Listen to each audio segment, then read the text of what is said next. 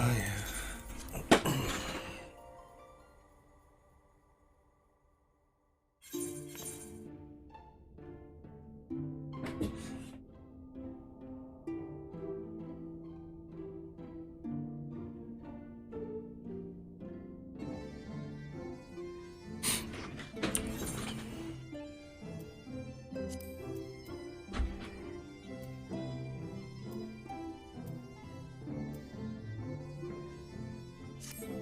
Underworld.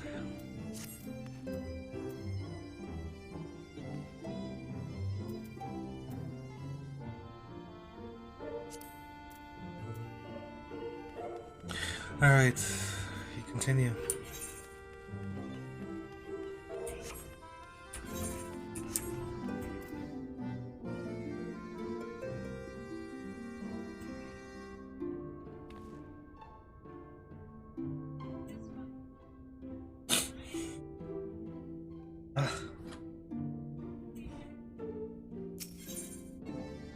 A grand adventure.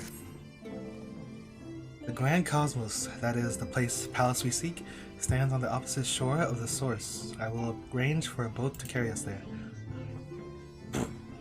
Whilst thou journeyest thither, I think it best that I devote mine energies to the creation of the white orisite.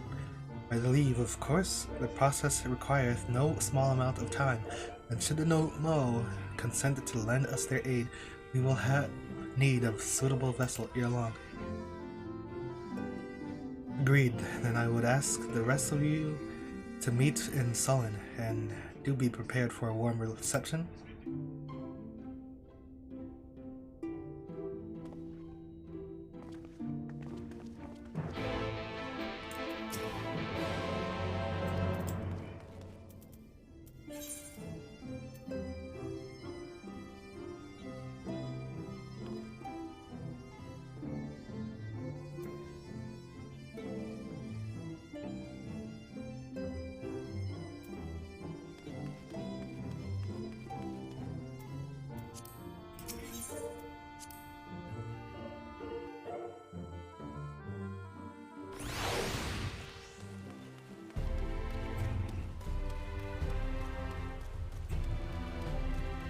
I don't even know where I was.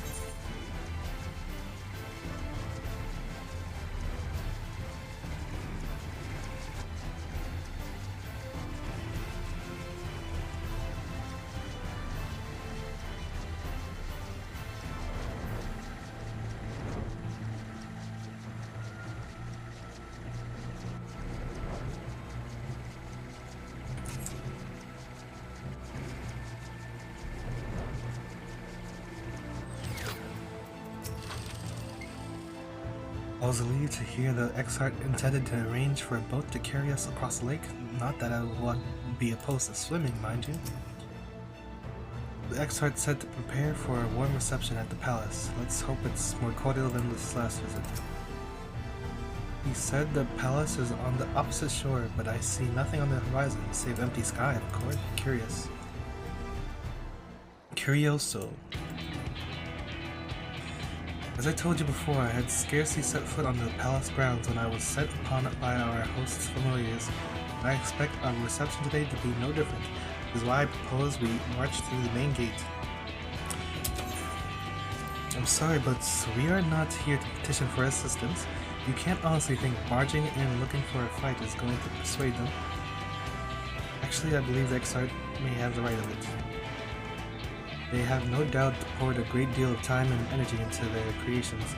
Were I them, I should be more interested to meet with those who could overcome my defenses. As would any true seeker of knowledge, there is little we can say or do to convince them to help us, if we know nothing of their character, nor less why they chose to hide themselves from the world. But if we can seize their interest, mayhap we can earn ourselves an audience.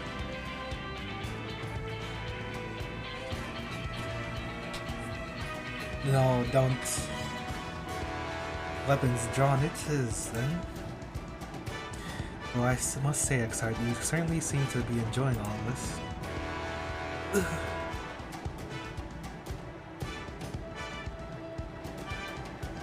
Do I?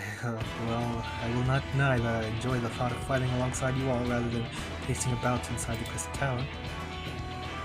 You both seem to be rather in high spirits, if you ask me. Not that I'm surprised. Your moods invariably improve when Glide is around. What exactly are you implying? He averted a calamity, and the light which seemed destined to consume him has been extinguished. It is only natural that we are pleased to see him. Yes, well, you will have plenty of time to celebrate his good health after we've finished here. Of course, then let us proceed to the palace.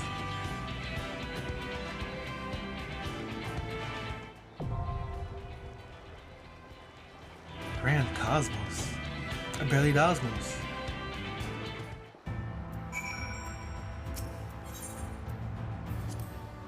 I can but imagine what manner of beasts keep guard here. No doubt they will afford a scarce opportunity to explore the palace and pity. I think we've done enough talking, don't you? We have a Nomu to impress. How long has it been since we last went on such an expedition? I can't help but be reminded of the ruins of Scala. Oh yeah, I have to do that. It's just good to be here with you for a change. Whatever you have me do, you need but say the word.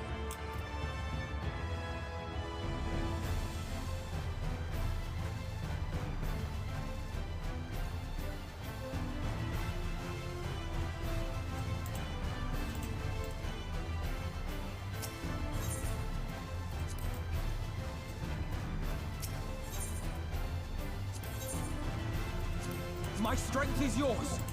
Very well. Very well. Let's give it our all. Victory will be ours. Let's give it our all.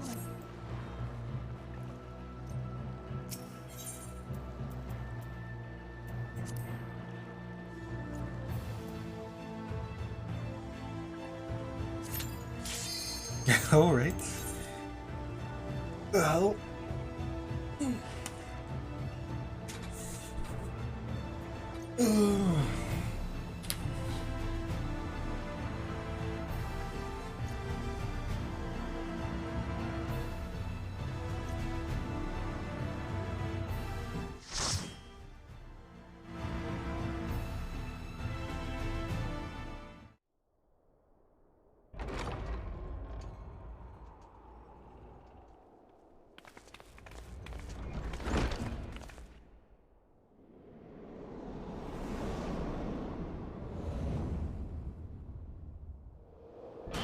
Cthulhu.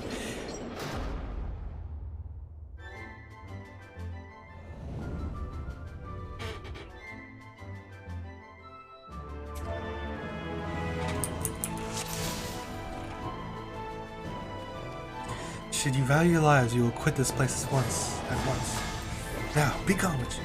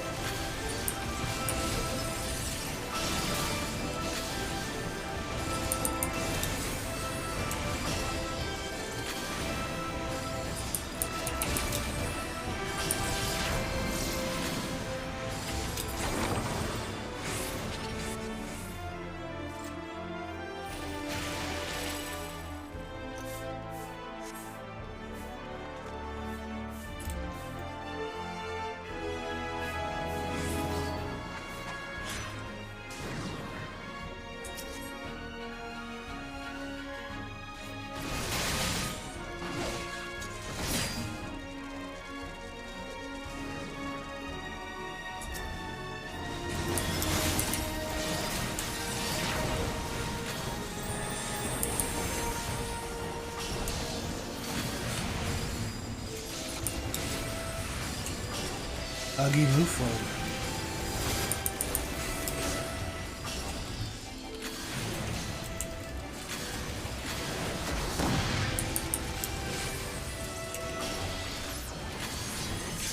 Whoa, whoa, whoa, what's going on here?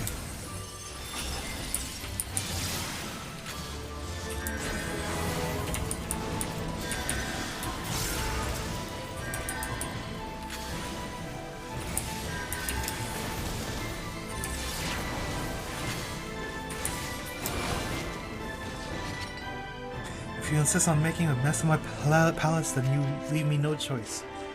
Seeker of Solitude.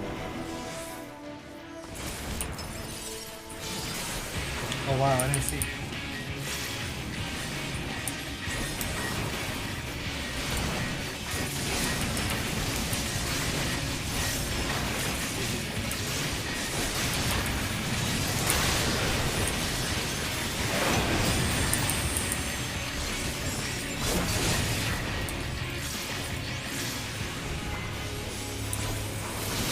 You're gonna sweep up the mess?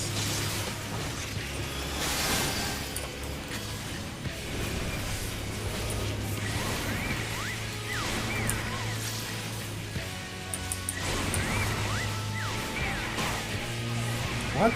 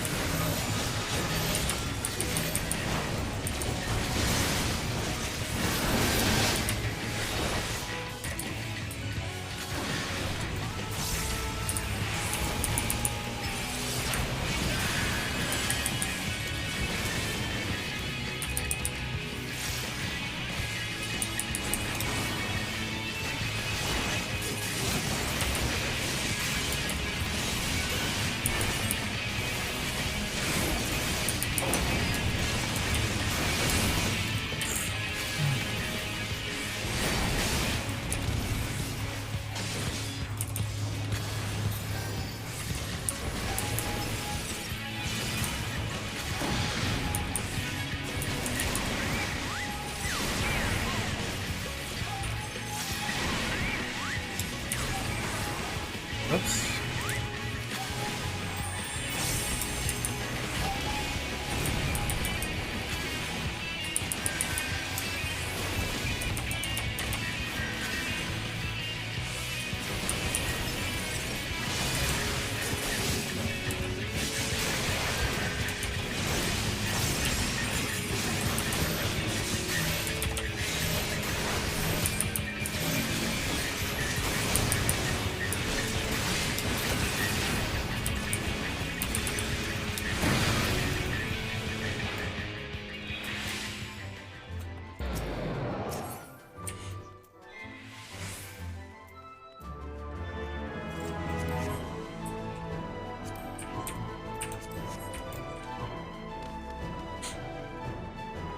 Still you press on forward? How foolish. With rings of dreams, I arm thy path.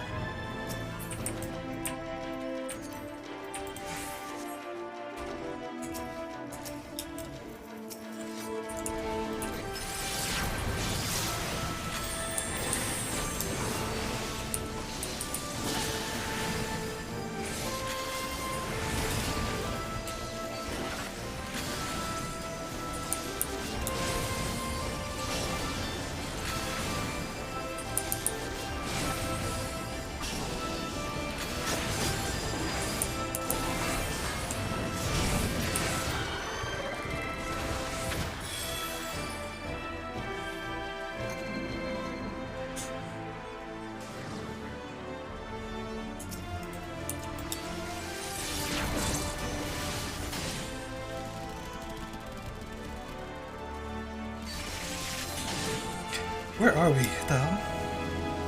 To death's embrace their souls consign.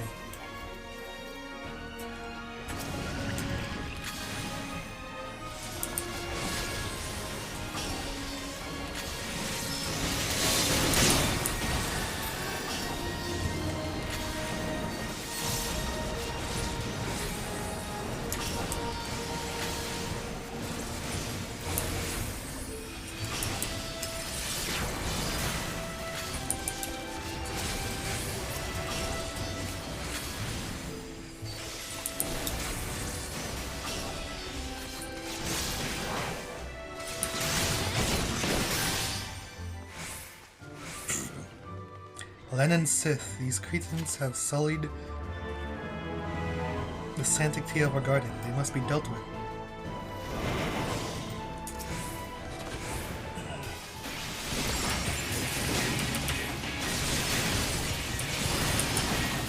What is happening?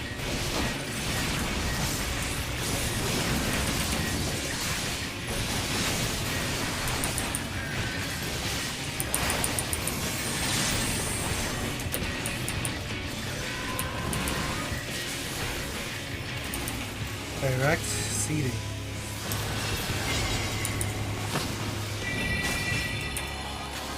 What do you need?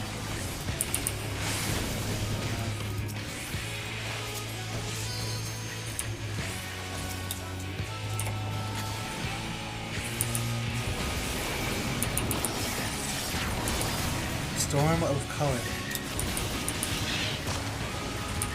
No nutrients, they can't grow.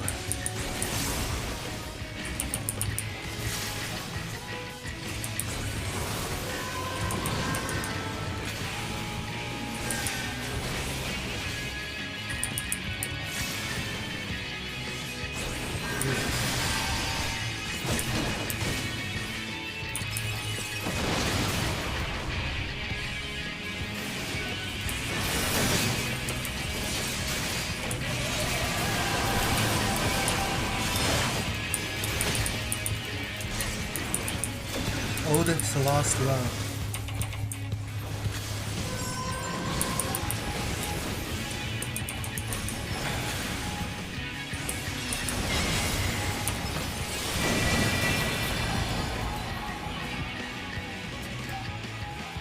They're fine, aren't they?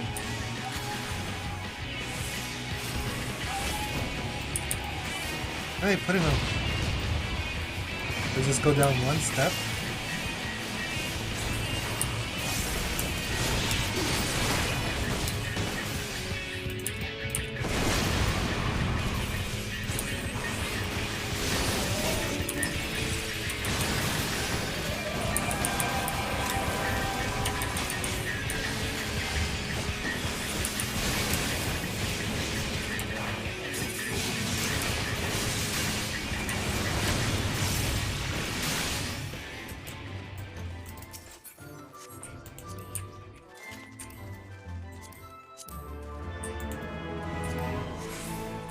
The garden is ruined. Mark my words. You will pay for this. I summon thee from flesh of stone. Draco statue.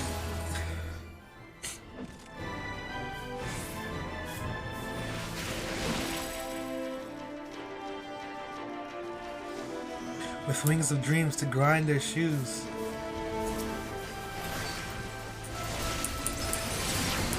Paraportsu?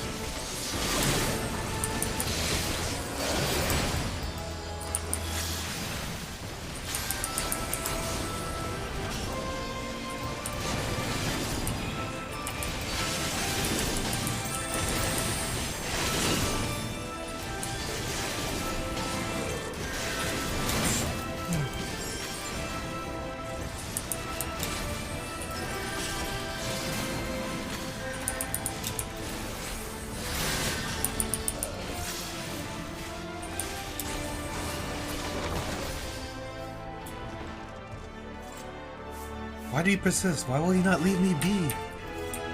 Maybe if you talk to us, we can tell you. Knights, immortal, heed my call.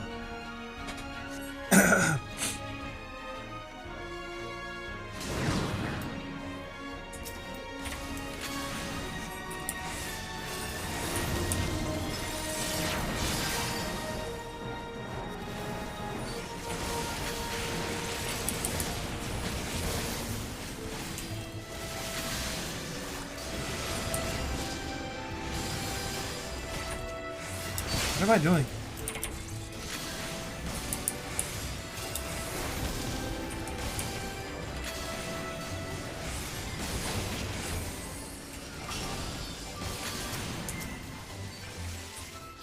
Yo, what?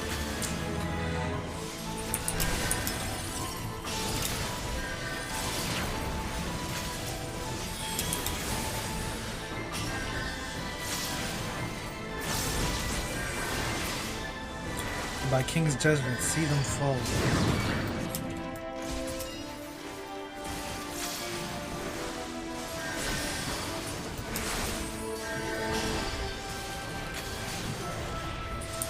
Lord Tothelu?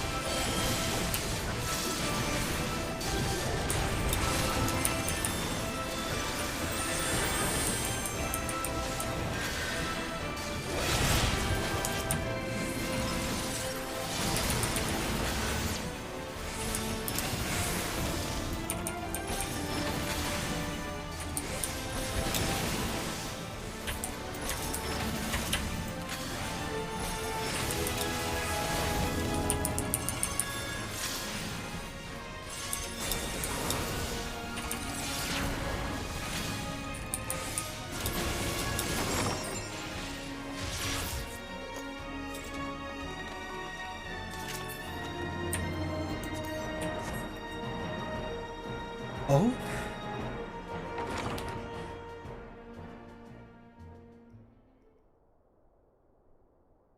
Was this Karazhan?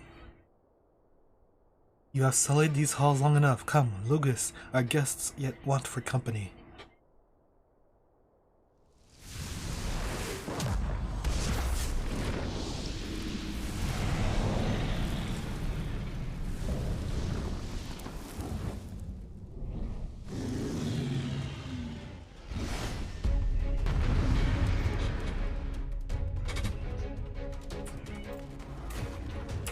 The hell's this Karazhan room?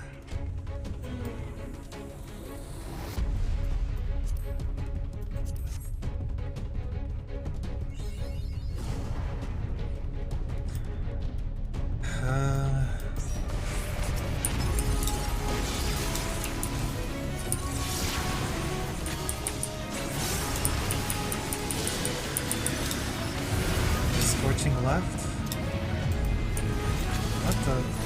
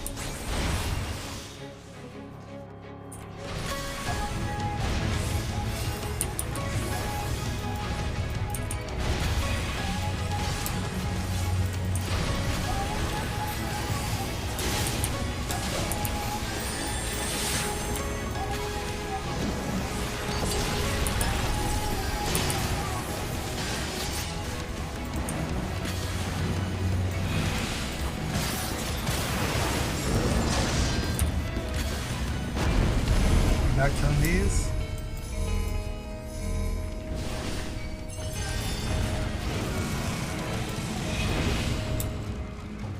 Oh, you gotta make sure you have something to take the blue frames off.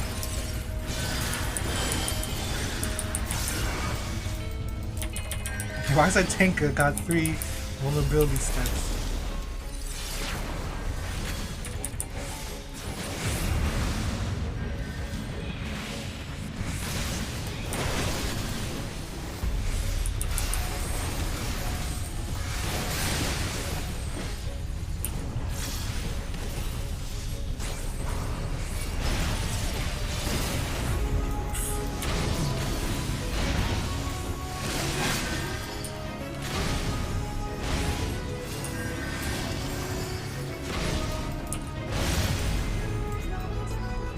Oh, you have to be far away from them too.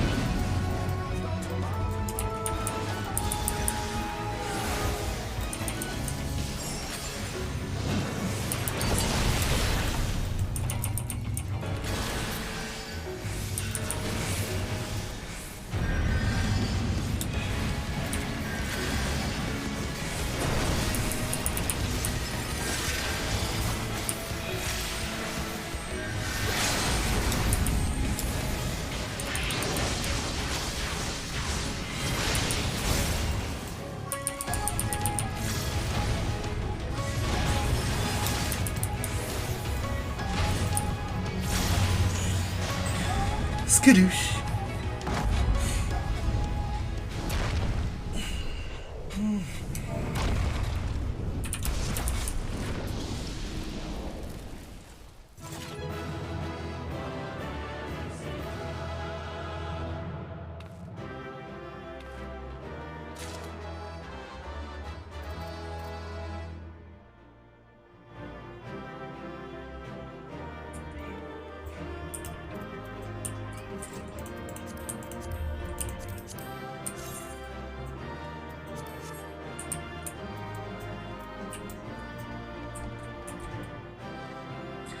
We'd best leave the negotiations to Alphino and the Exarch. Phew, I'm glad we're done. Huh? Now they have little choice but to hear our plea. Perhaps now we have afforded ourselves an audience. Phew, I'm glad for that to be done with. Done and over.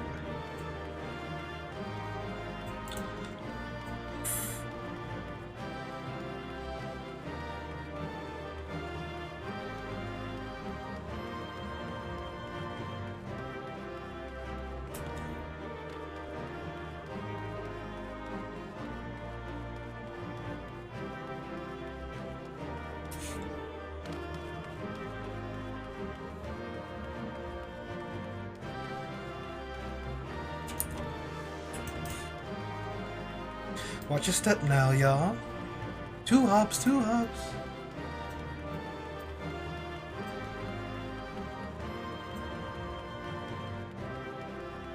Who got it?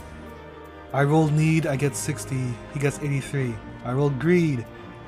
I get 4. Wait, what? He needed this. I mean, I guess I don't want this. What the hell is this?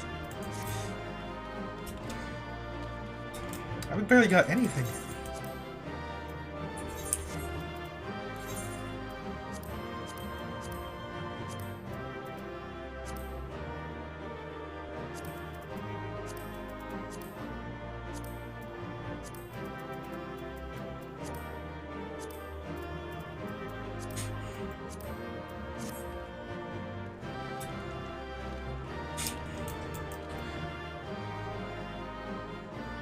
All right.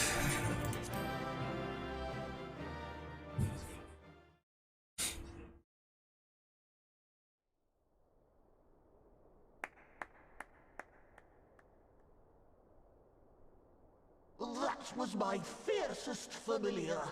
Oh, impressive. Whose voice is this?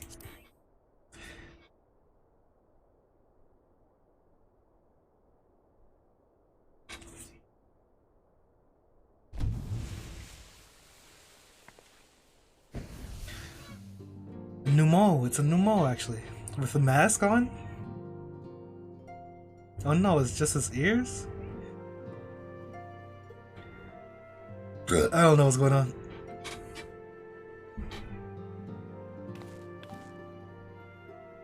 Backlook, 'tis good to see you again after all these years. And judging by your vigorous greeting, I dare say the feeling is mutual. To be sure, a simple shake of the hand would have sufficed by way of welcome, but I shan't complain. You weren't the one in there. But you must be wondering as to the purpose of our visit. We come to beg your assistance in a most urgent matter. Shake? Beg? Our comrades' very souls are in danger. If we are to save them, we will need the benefit of your unsurpassed knowledge on the matter. Please, will you not sit and hear our plea? Oh, how dare you! How dare you speak thus in my presence! It was to escape such words of temptation that I hid myself from the world of men. You are sinners, one and all, and I swore never again to have any part in your affairs. Neat.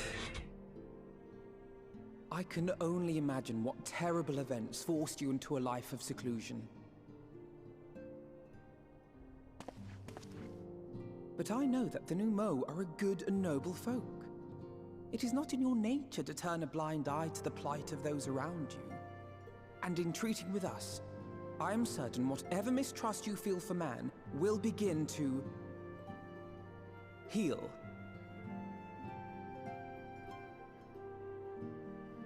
Why do you say heal?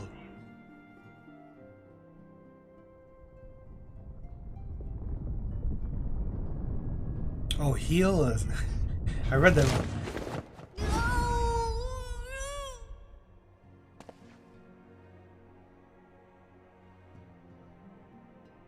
If you will not be satisfied, I suppose I could listen.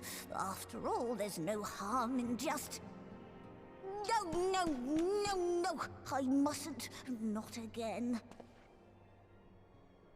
That damn court mage seemed to have the best of intentions too, and countless innocents died for my naivety. Those dead people in the hall? You know not what you ask of me. What horrors my knowledge has wrought.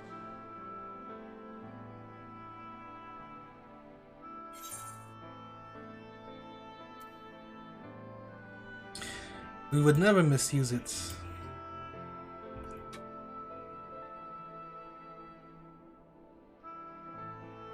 Scout's honor.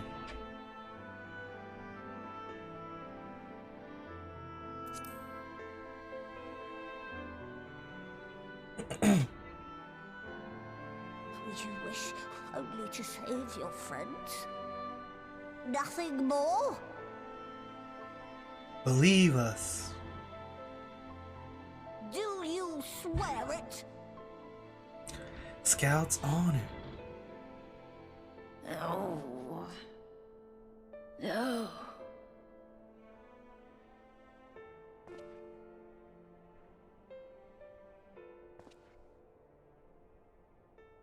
Oh, very well. I will hear your petition, but that is all. And I expect fitting payment for my troubles. Commensurate with your contribution to our cause. No more and no less, I promise you. With that settled, might I impose upon you to join us at the Quisterium? I'm afraid the nature of my friend's predicament calls for absolute secrecy.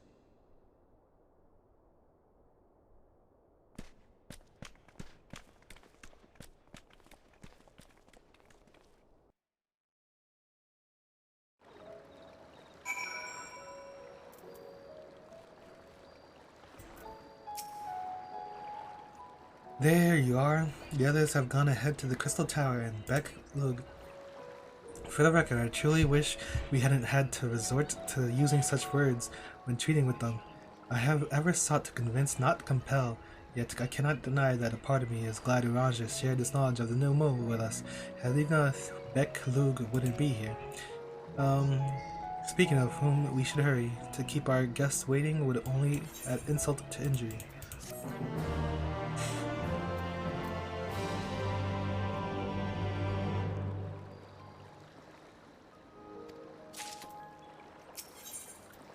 A welcome guest. Be our guest, be our guest. We mustn't dally here any longer. Glide, if Beck Luke is to hear the truth of our travails in the first, you of all people should be present. I'll be back right quick.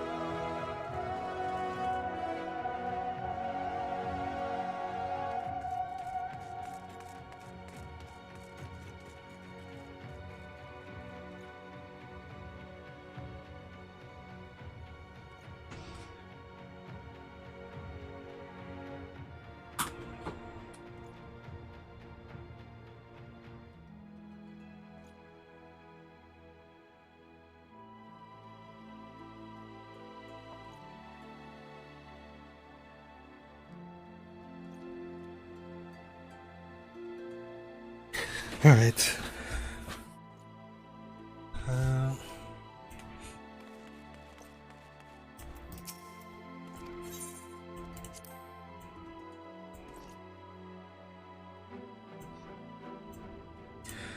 Nice.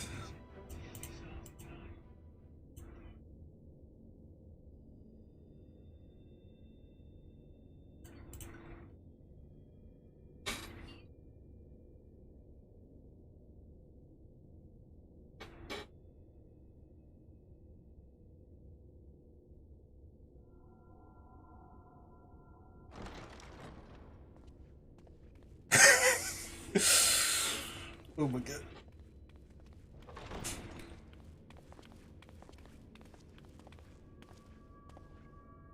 I'm sorry. You mean to tell me not only that the return of night was your doing, but that you hail from another world as well? Everything we told you, of the source, the shards, the 7 umbral calamities, all of it is true. I realize how fantastical it sounds, and I would not blame you for doubting our testimony. But given your expertise, you must surely have noted the peculiar nature of their souls. Any other time and I would have dismissed your stories as balderdash and flummery. But upon closer inspection, 'tis plain their souls are far denser than is normal, and that they do not possess true bodies. Balderdash. Save you. Your body is your own. That's right. Your soul is the densest of them all.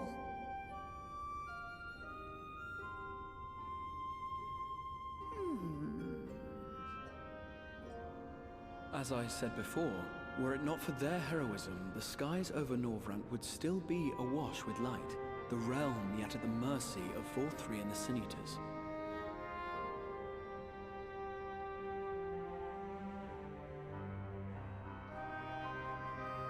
After all they have done for our home, seeing them safely back to their own seems the very least we can do.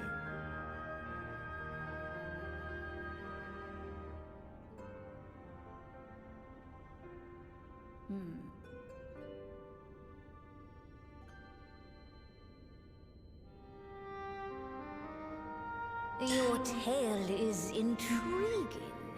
Yes, very intriguing indeed. Simply to hear it is fitting payment in itself. As for your friends, I can but agree. Their valorous deeds on behalf of Norvrant are deserving of recognition, of their own fitting payment. You will help us then? I will. I would see my knowledge put to good use for a change. I do have one condition, however.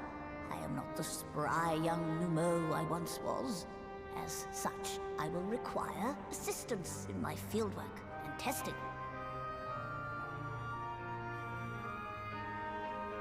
It would be our pleasure. We'll be laboring for our own benefit after all.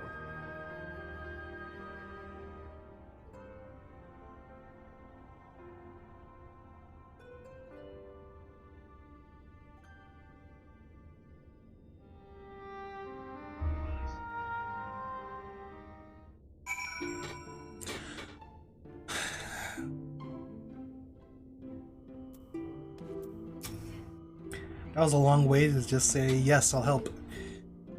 Did you happen to notice the magic broom strewn around the grand cosmos? Uncanny. That Kaluk has a fine eye, though we have yet to begin. I rather think the Exarch was right to call on him. I sometimes forget we're not truly here in the first. It will be good to be whole again. Fortunately for us, Luke is of a mind to see you and your fellow Scions justly compensated for your efforts.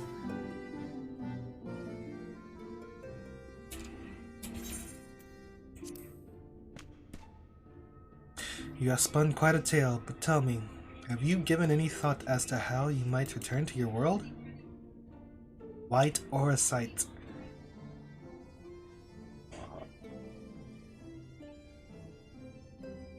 White Orosite, you say? An intriguing proposition, but one which fails to account for the present state of your souls. They have become highly charged, likely as a consequence of having maintained tangible forms for so long. In such an energetic state, unstable state, there is no telling what may happen to their souls with the Orosite. They could very well become immutable to transference, never to be restored to their bodies. Then, would it be possible to force our souls into a state of dormancy prior to transference? In theory, yes, but the soul is not a candle to be snuffed out and relit on a whim. Well, that sounds ominous. What exactly would rendering our souls dormant entail? In order to maintain a corporeal form, your souls constantly drew aether from your surroundings. This process must be halted, and the resulting surfeit aether removed.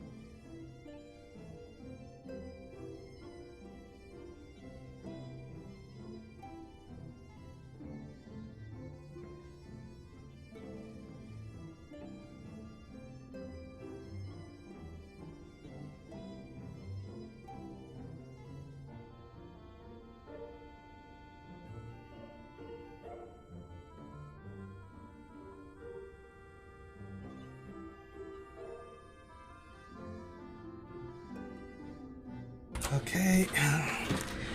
This must be halted and the resulting surface of aether must be removed.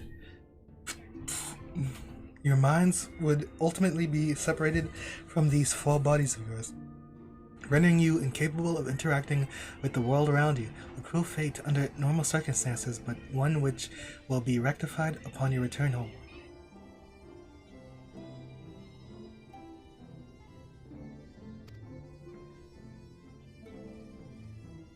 Leaving lifeless husks like these poor souls at the end at journey's end. Corrupted by sin eaters. Aether made stagnant by light.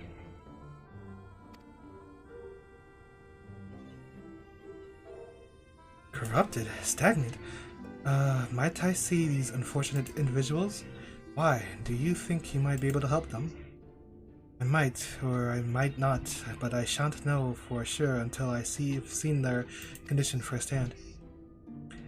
Then I would be glad to take you to them, on your understanding that you won't do anything which might increase their suffering. It was my faith in man I lost, not my compassion. While I see no need for us all to accompany you, while you escort our guest to the inn, I will assist Ranger in creating the requisite oversight.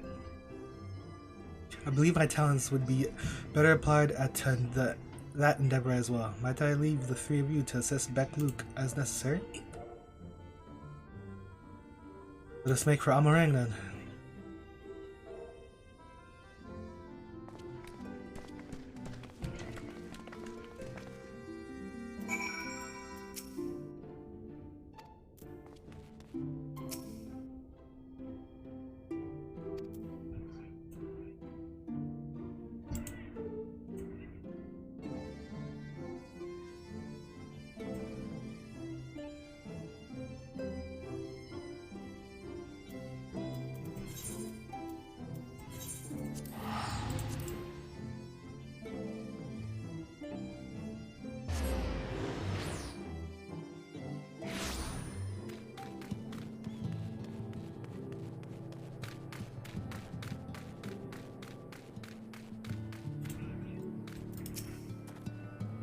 There's the boy, having brought broken light's stranglehold on the first.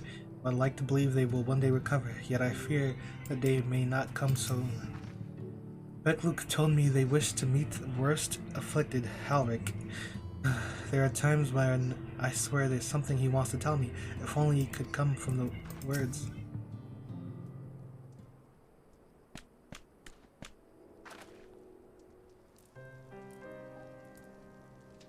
So this is Halric, is it? Yes, his etheric balance leans perilously towards the light, towards stasis. What do you suppose will happen to him? Not too bright, are you, boy? The same as all the poor souls corrupted by the light. He will become a sin eater. You don't know that. We've defeated the wardens and banished the light from the night sky. Halric was completely unresponsive before, but now...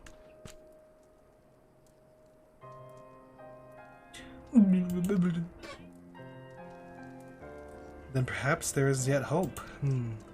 There is a treatment I wish to administer to the patients. What sort of treatment? In the course of my studies of the soul, I once created a tonic which could temporarily stimulate the aether in one's body. After some refinement, it came to be used by the Knights of Wilbert. Then, for the darker purposes, lest it fall into the wrong hands, I swore never again to make it. But for their sakes, I will break the oath. It is not like to reverse the stagnation, mind you, but it should offer some measure of relief.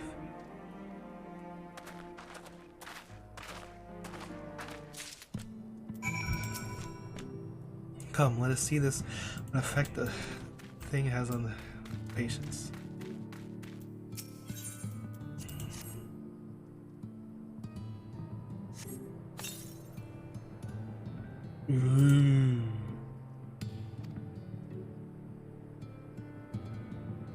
Ineffective.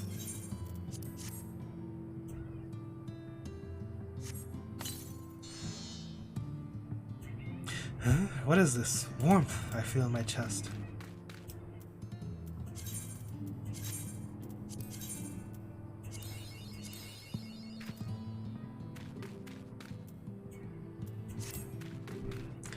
Do.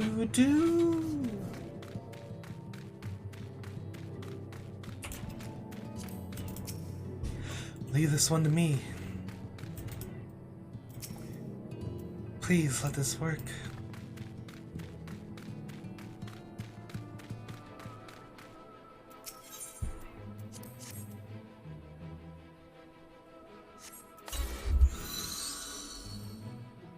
I feel warm.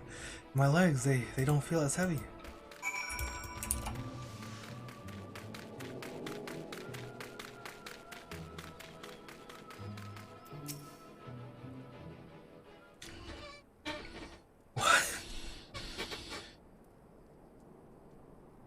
Now then, have you noted any change in the patients? Notable rise in body temperature and increase in motor function. In most of the patients at least. The most severely afflicted show no response.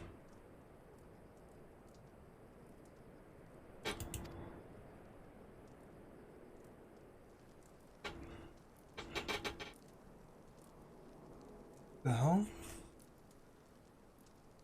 as I feared then, 'tis true that with the restoration of night, the corruption influence of light will no longer grow, and yet their bodies will naturally return to equilibrium, given time.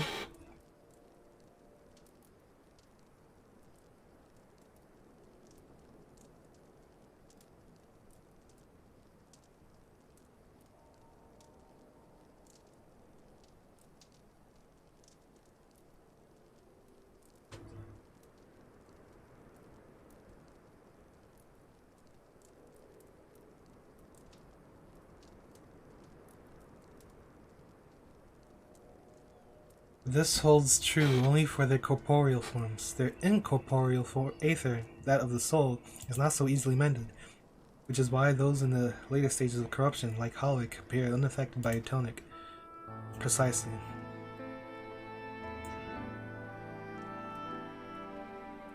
The boy's soul is too far gone, his mind held together by the finest of threads. There is a chance he may one day recover, of course, but it could take years, decades even. By the gods, could wake to find himself an old man? A fine reward for his persistence, the opportunity to mourn the life he never had a chance to live. No, there must be something we can do. Look, I realize this is not why we petitioned your aid, but do you think it possible we can find a way to hasten their recovery? Maybe.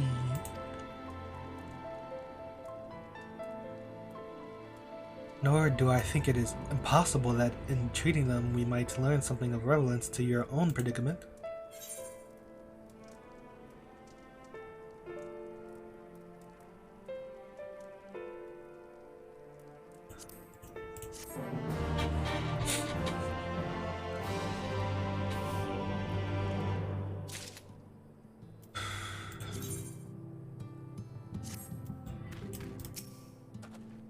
Corporeal and incorporeal aether, I confess, I have never had cause to make the distinction.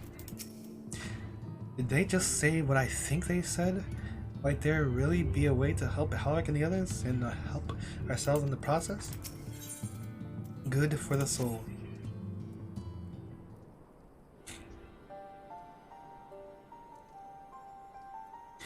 I suspect that Crystal Exart has told you of my past, then that I was once a mage of the royal court of Robert, and that soulcraft was my field of study. The tonic you administered to the patients here is one of the fruits of my labors. I hope to do great things for the kingdom, but in the end, my knowledge brought only suffering, a plague the like of which none had ever seen. In the hands of unscrupulous men, what should have been my greatest triumph instead became my greatest shame.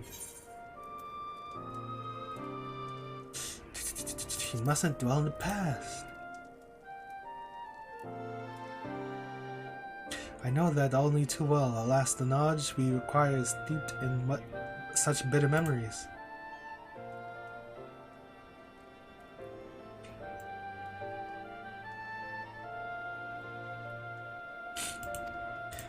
Oh my god.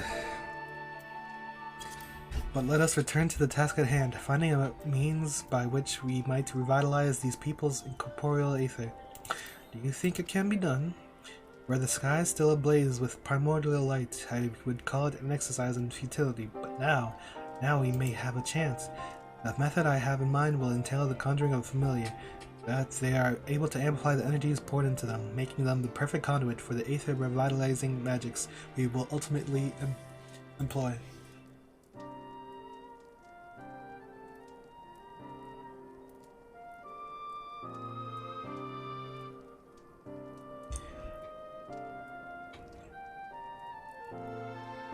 If you're about to launch into a lengthy explanation of the metaphysics of your plan, don't bother.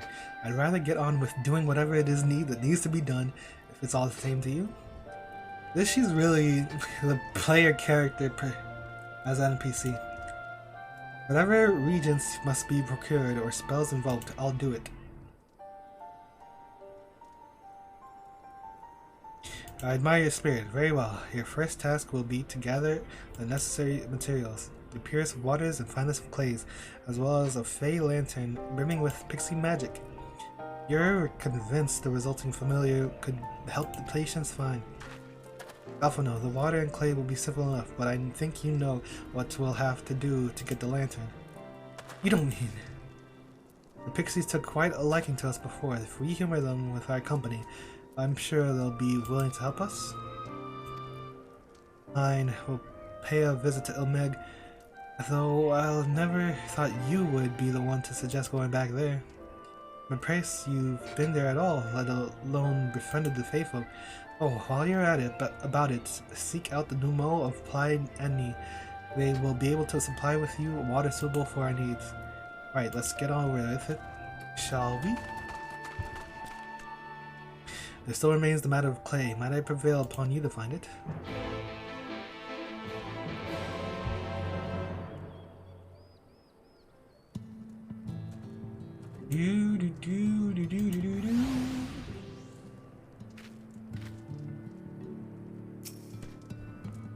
Clay from Amarang would likely be best. Know you of any who might be able to assist us? Ask the miners at Twine. Yes, they'll be able to point you the right direction. While you and the twins are occupied, I will see if there is aught else I can learn of the stagnation which afflicts the people here.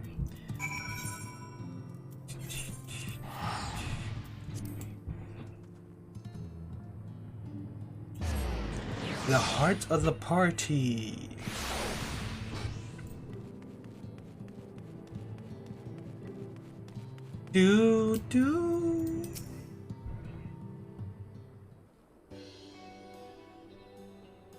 Clyde, well, what a coincidence. You've come at a good time. We've just the moment finished preparing the Talos and trolley you lot took for Amarang. The trolley was no trouble, but the Talos would have been another matter had we not had a visit from Master Chai. He offered us a share of the leftover building material from Daedalus Stoneworks, as well as a few tracings to help us along. Clever man, that Chai knows how he seemed pretty keen on the ideas I had for putting the giant Talos to work. Like a giant trolley, but Magnus still refuses to see that all the good he could do with it. You're entitled to your dreams, jerk. But that doesn't mean you can go harassing our guests with them. Master Chai was just being polite. And something tells me Glide here didn't come all this way to talk about Charlies. What is it you need, my friend? Clay. I see, and this familiar requires clay from Amarang. Well, look no further. If anyone can find you some quality clay, it's us. Saying that, it isn't exactly a commodity nowadays, but there must be some lurking somewhere around here, waiting to be dug up. If I'm not mistaken, there was a time when they used to take clay from Mount Brian mines to make abode bricks. Places swarming with coyotes. But if you're after the good stuff, you could do no worse than to look there. Wily Coyote.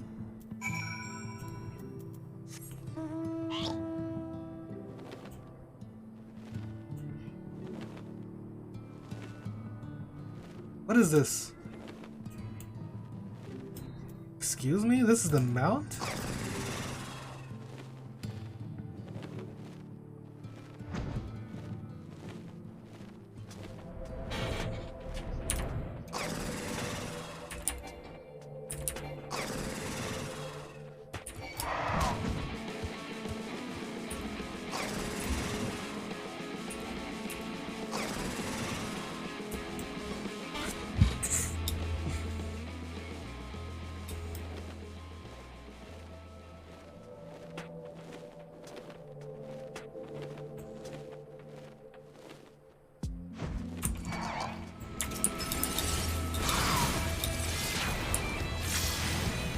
Did I say miss?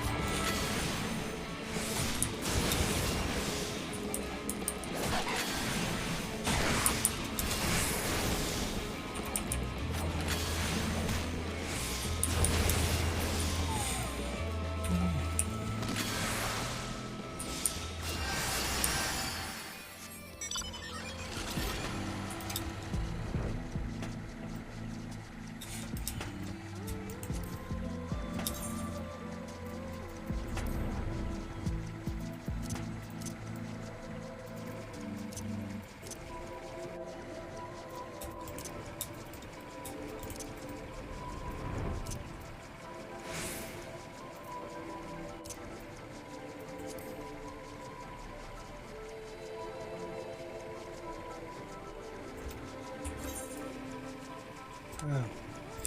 But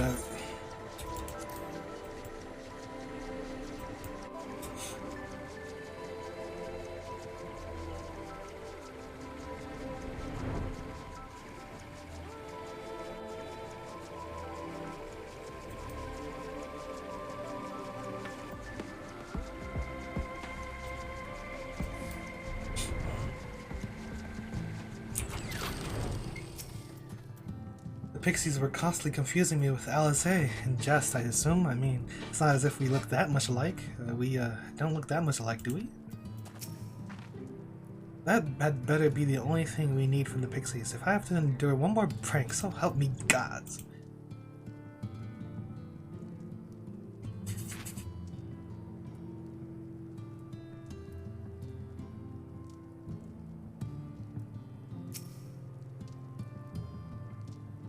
The twins have returned in one piece at that. I was convinced that pixies would turn at least one of them into a garden ornament, but no.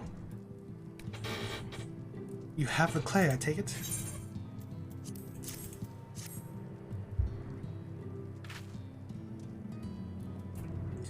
Wonderful. We need but combine the clay and the water, but then heat the mixture with the Fey lantern. After that, it will be a simple matter of settling upon a suitable form and performing the necessary incantation.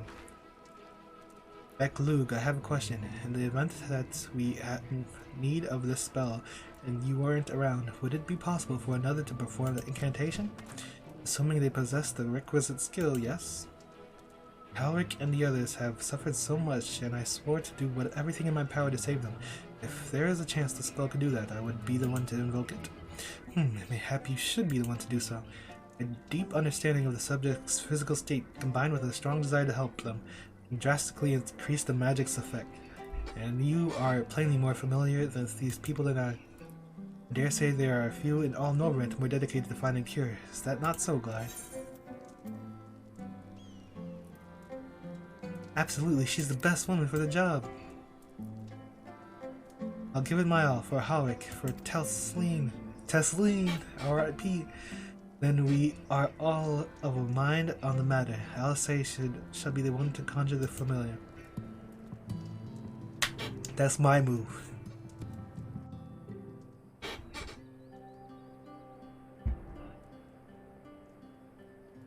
Don't copy my swag. Let us begin. Let us? Nope. Oh yes, please.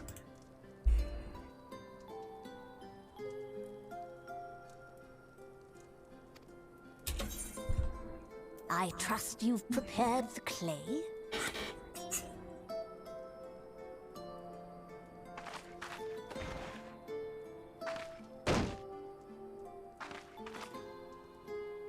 Very good. Now, I would have you sculpt for me a porksy. Just what the hell's this clay? With floppy ears and a short curly tail.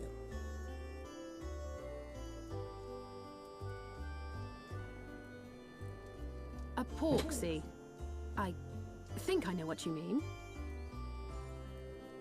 Yes, pigs can fly. She has to make it? There we are. How's that? It's pretty good.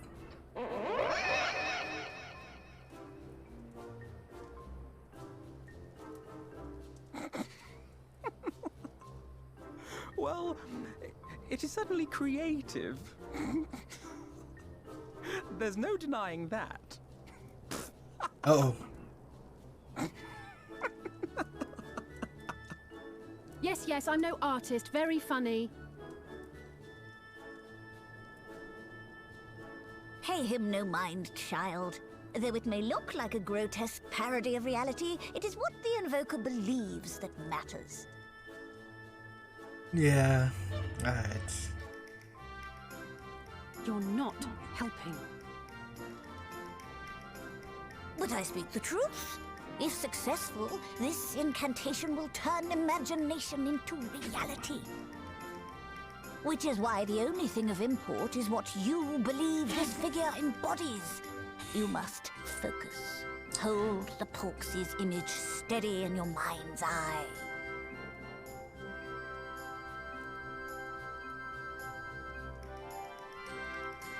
Now then, as I taught you, relax and allow your energies to flow.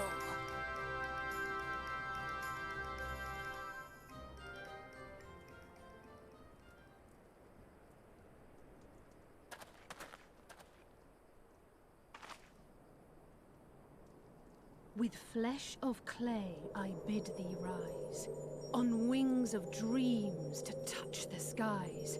What once was idle fantasy, I call forth to reality.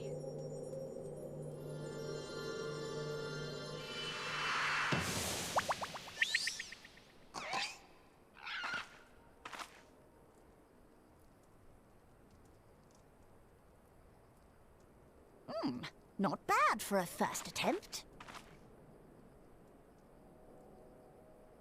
Now, Is this a new let model? us see what can be done for young Halric.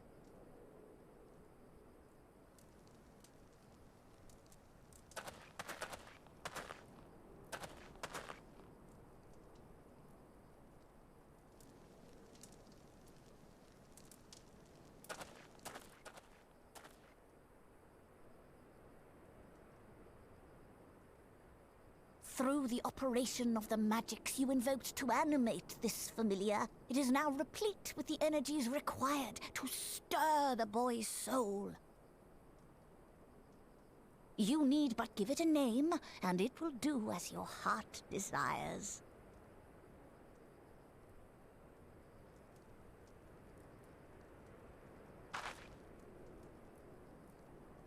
A name.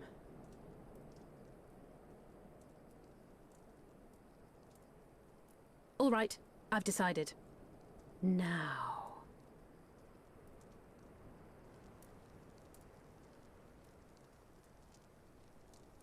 Piggy Go, Wiggy. Angelo!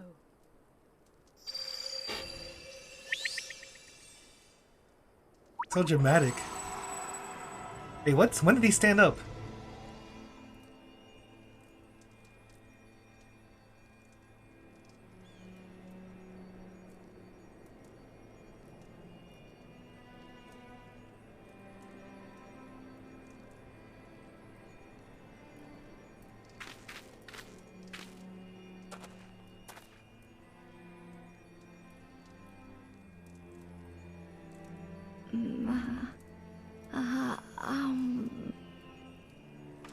Tesleen! No!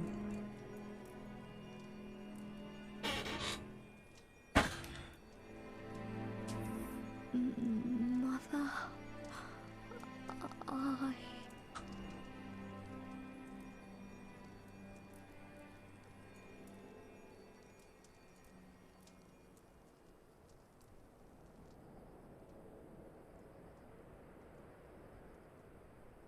That's it.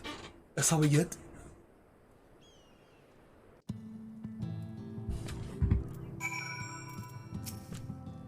The girl's resolve is quite impressive. One might almost think she drew strength from another. By the 12, though it was only for a moment he spoke, there may be yet be hope for these people. Buddy.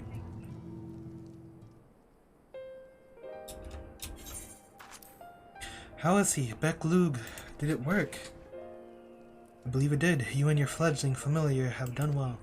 If my eyes do not deceive, a hint of color has returned to his soul. Gods, I would jump for joy if I weren't so exhausted.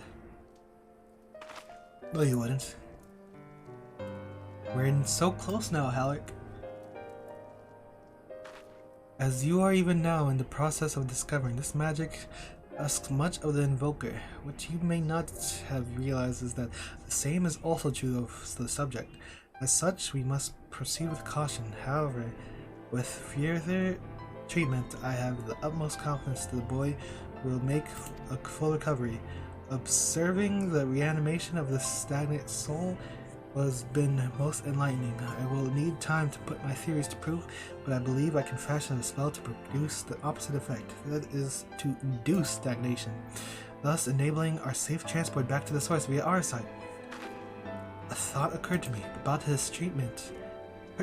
Luke said that the soul is rendered dormant, the mind is separated from the body, that a person becomes incapable of interacting with the world around them. Does that not sound like a lot of like some of the tempered back in the source? Not really. It is the fate of most tempered to become slaves to primals, save in a handful of cases. Or am I missing something? I can master this technique, the art of revitalizing the soul. I know of at least one in the source who could desperately use such treatment. Boo! I was about to say, what about damn Kobold? Exactly. His condition is uncannily similar to Halleck's, is it not? But I mean, he just got trauma, really. No? The only difference being that his soul was suffused with earth-aspected aether instead of the light. It follows that if his soul is subject to a similar kind of stagnation, there may be a chance we can save him, right? Okay, I guess, if you put it that way. You twist the words in your favor. It makes sense. Forgive me, but who is this Boo fellow of whom you speak? His parents. They got murked. I see, his condition does sound familiar, yet there is much and more about the soul that remains unknown even to me. I say this not to discourage you, you understand, but to remind you that this is delicate work we do here. Work requiring patience. Of course, and as long as there is hope for the patients here, I will devote whatever time is needed to see this through. But I refuse to spend the time in idleness. If it's all the same to you, I'd like to stay here with Angelo and continue with their treatment.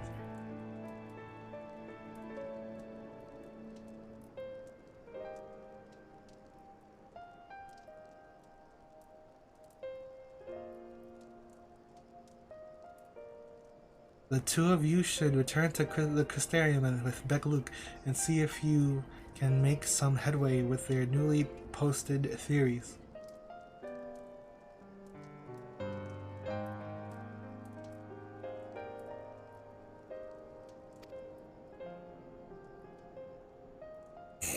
I would tell you to rest first, but I see you're not to be convinced. Ah, the fire of youth. Let us return to the Crystarium then. Finally, I found you. Oh god. Kai Shri, what are you doing all the way out here? There's trouble back in Yulmore. Lady Shai is beside herself, sighing, pacing the whole lot. Near enough begged me to go and find you. Sighing and pacing, you say? It must be urgent. Take it, I will be returning to the Crystarium alone. Go on then, it's not as if I have anything up for you to do. Thank you, Beck-Luke.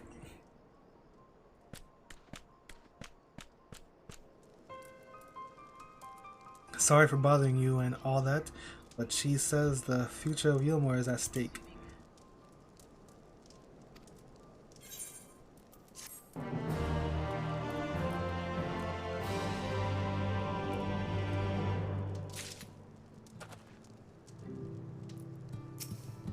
The future of Yulmore is at stake. Well, do them what you can, but keep an eye for Alpha now, would you? See if he doesn't involve himself more than is necessary. Whatever could be so urgent for Lady Chai to summon us thus. Nowhere to turn. Lady Chai's up in the parlor. Best not keep her waiting, huh?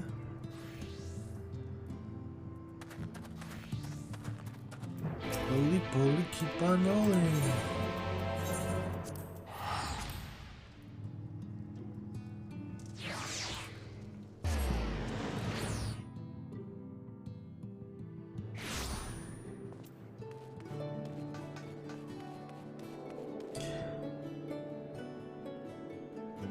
Minophilia.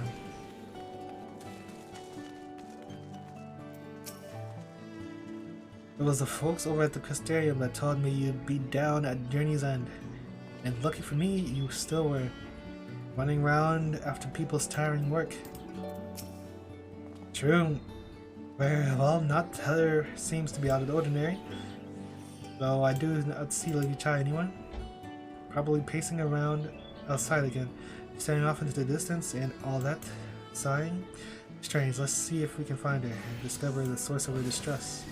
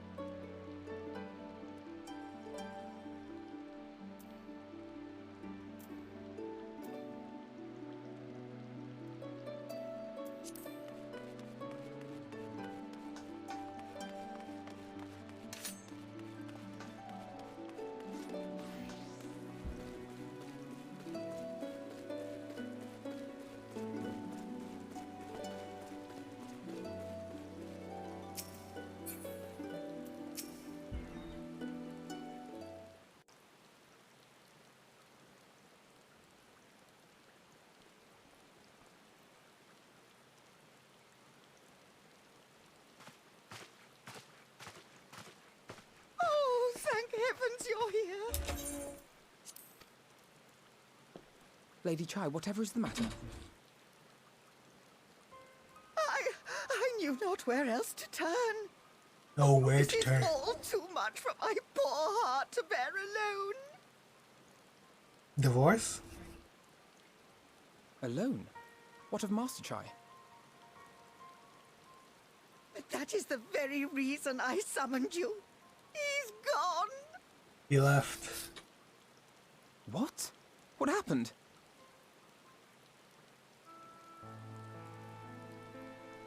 It all began after the events at Mount Gulg. With Lord Vorthry out of the way, we all agreed that a new leader must be chosen. Leader. And so you held an election? Yes, well, sort of. Not a single person volunteered to stand, you see. After a lifetime of leisure, we free citizens have grown somewhat indolent.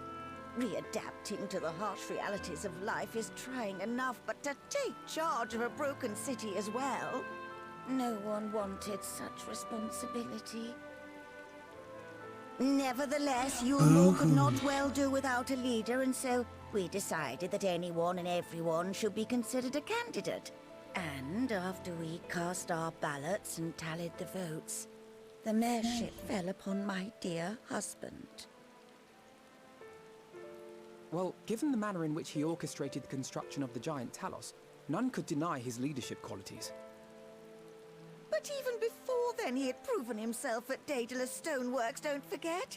He is more than qualified for the role. The perfect choice. Perfect. Indeed.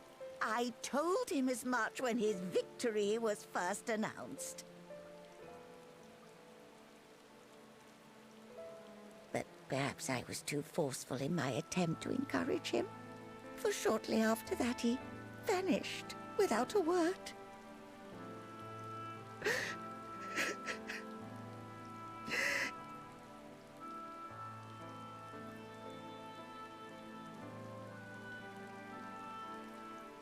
You believe he was so daunted by the burden of leadership that he felt compelled to flee? He said no, and he then proceeded Please, to Lady leave. Chai, dry your eyes. Your husband does not strike me as the sort of man who would abandon his duty, much less his beloved wife. There has to be some other reason for his absence. You truly think so?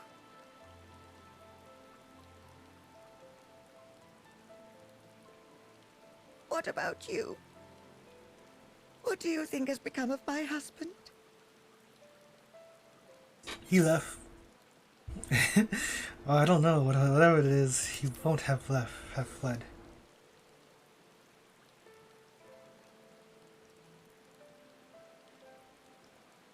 And there you have it, Lady Chai. You needn't worry. Master Chai loves you more than all the world, and he will return. Wherever he may have gone, rest assured we will find him.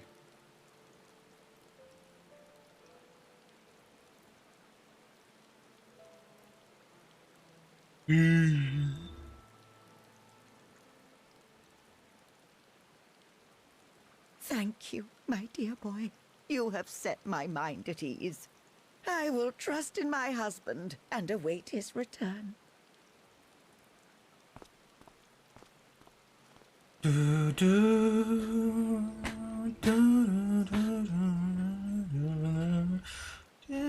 I need to check Gangos real quick.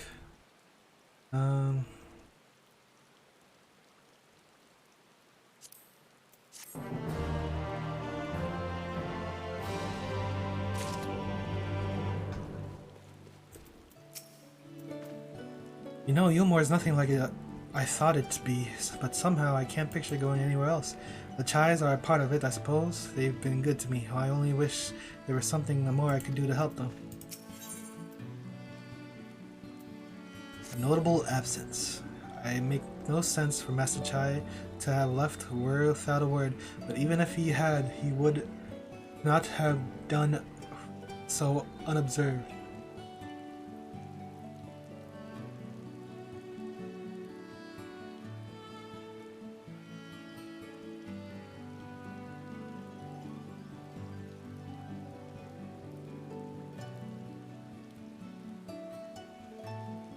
But even if he had, he would not have been done so unobserved. Someone here will have seen something, I'm sure of it.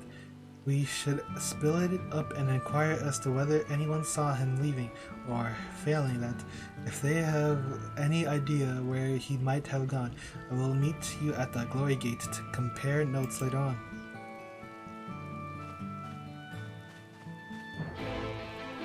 Do do do do do.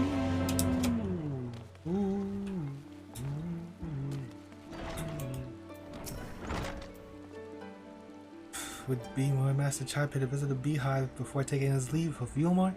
Fortunately, the patrons I spoke with here were too deep in their cups to remember aught else. Why would he be over here? He's got a beautiful wife.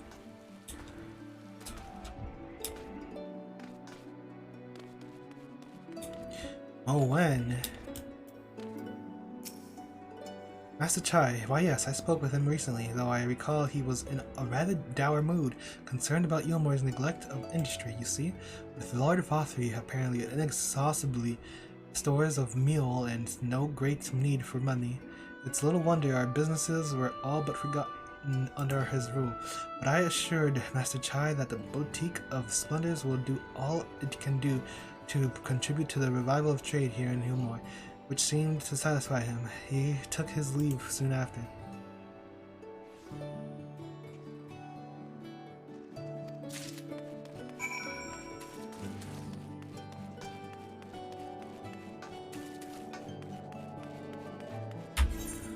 Ari Windrunder.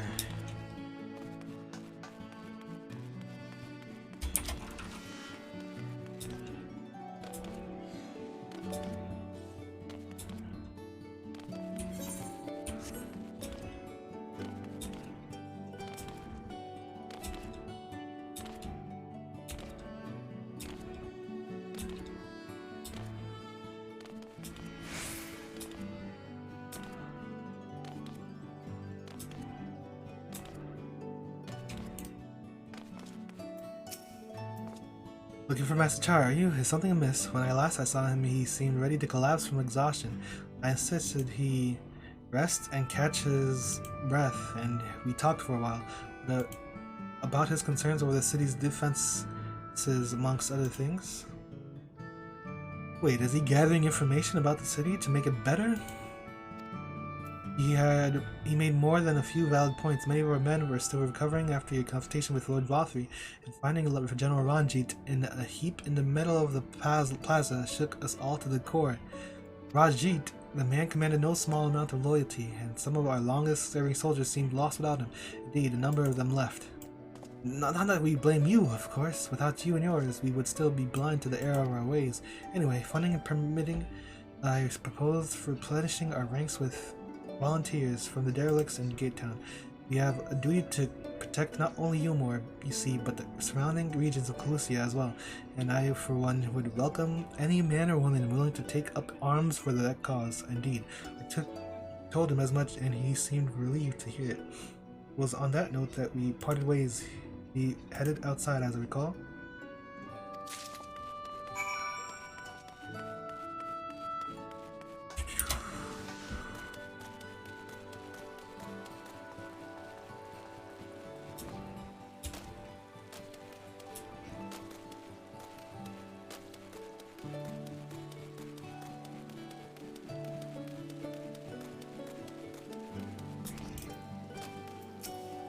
I recall a man fitting that description, asked to speak with the poor buggers lately come from right. Said he wanted to know the state of the things down in the derelicts, and you can be sure we gave him an earful. Lack of food, medicine, clothing, there was plenty to tell. We hunt high and low for whatever we can scavenge, and it's barely enough to fill our bellies, but folk here don't just want to survive, they want to thrive. When he heard that, he started mumbling to himself, something about finding us work, I think. Fair play to him, though. Not content with having his ear chewed about the derelicts, he asked about the other settlements and all. After that, I can't really say. It looked like he was headed for Gatetown when I last saw him.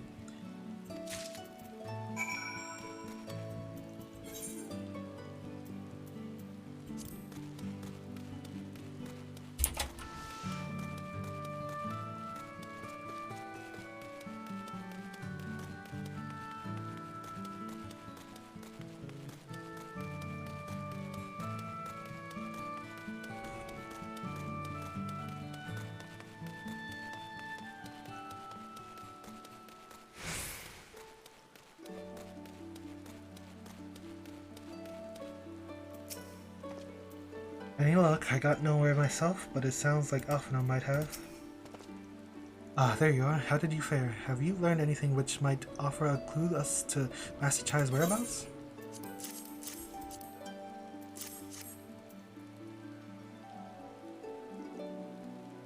Interesting. He apparently paid a visit to the Queen Bee as well. They discussed the possibility of granting admission to customers from outside Yulmore, an idea to which the proprietor was surprisingly receptive. Sounds like he's got big plans for the place. Yulmore's, I mean, not that bee, perhaps, but the question remains, where did he go after leaving the city? For the people, all we know for certain is that Master Chai has shown great concern not only for Yulmore but its surrounding settlements. It seems logical that having consulted with those within the city walls, he would wish to do the same to those without. Glide, if you would go and make inquiries in right, I shall do likewise in Stilltide. E-Town I leave to you, Kaishiri. Fair enough. Where should we meet when we finished? Well, Top Lung would seem to be the next most likely destination. Let us reconvene there. With any luck, one of us will have stumbled upon him by then, but if not, we will be situated to continue our search.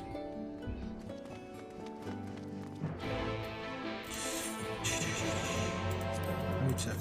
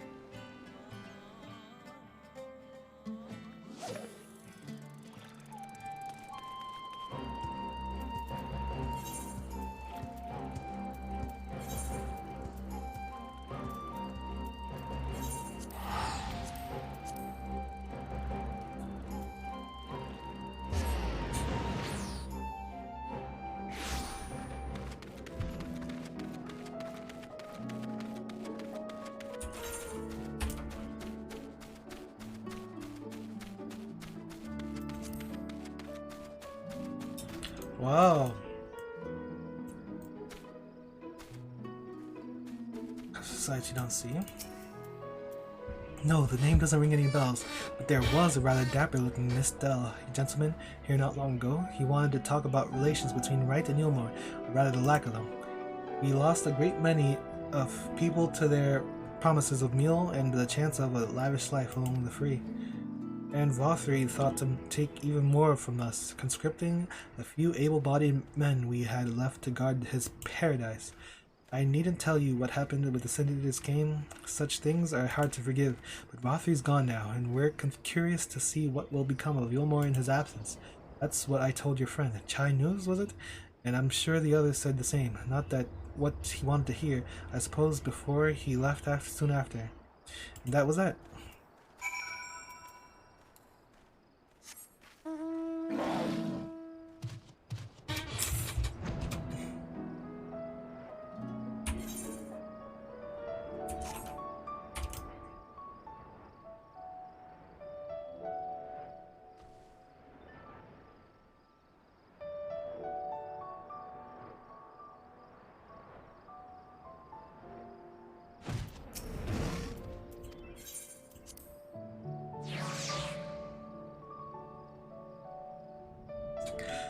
I still haven't finished 5.1, I think.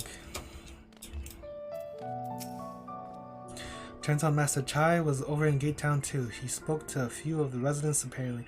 They told me they'd never seen a plush bloke look so miserable.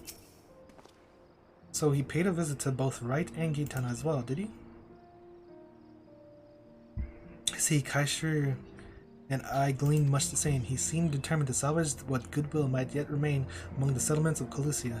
The only likely place he has left to go being Unmidi. Come, if we are quick, we may yet catch up with him.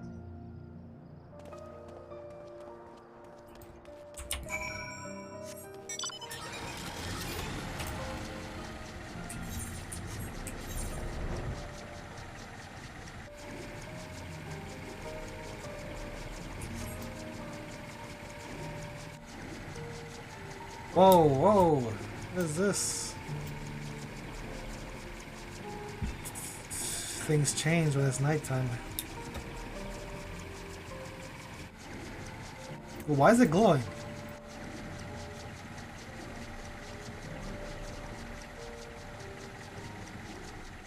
I'm trying to remember what we did to it.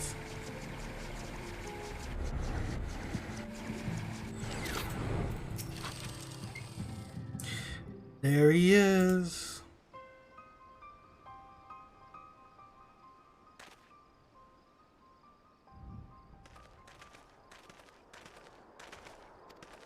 Light, Alphino, Kaishi, what are you doing here?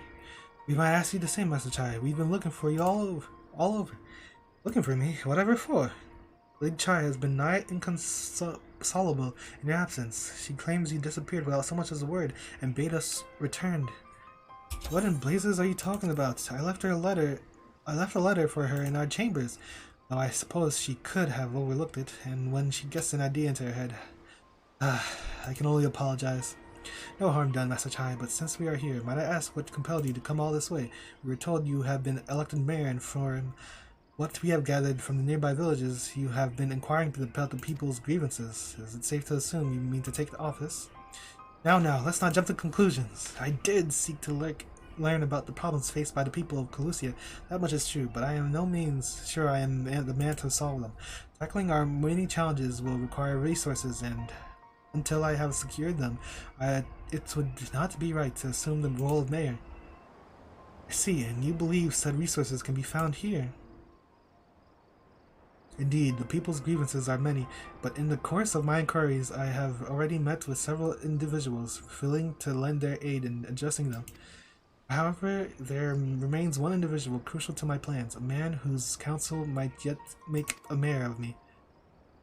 With respect, such forethought is in itself proof of your suitability. The city needs you, Master Chai, and I am certain this man of whom you speak, whoever he may be, will reach the same conclusion. For what little it is worth, we will vouch for you should he require convincing. Whatever you need, you can count on us. I don't know what to say. You don't need to say anything. You've got your actions to speak for you. For as long as I can remember, all I ever wanted was to make it into Yulmore, but that dream is gone now. Burst like a bubble, or a boil, more like. Anyway, outside of repaying Master Alphino, I haven't had a clue what to do with myself. I spent most days in a daze, but you've been running up and down, trying to find a way to fix this mess forever. And I reckon you can do it. You got this slot up Mount Gold, didn't you? How hard could mayoring be? You're going to steer Yulmore to a better future, I know it. And I want to help, properly help, do something that makes a difference. I don't know what it is yet, but I'll work it out on the way. If you let me come with you, that is. You give me entirely too much credit, a lot of you, but I cannot deny it gives me heart. Come then, let us press on together. Thank you, Master Chai. But we mustn't get ahead of ourselves. Yulmore needs more than a man with good intentions, which is why I'm here. To find one with experience needed to see the city thrive. Who is this man exactly, and are you certain he's here in Amity? Rendon is his name, and yes, he is, or was. I had scarcely begun to explain myself when he decided his time was better spent elsewhere. He served as chief advisor to Wafi's father when he was in office.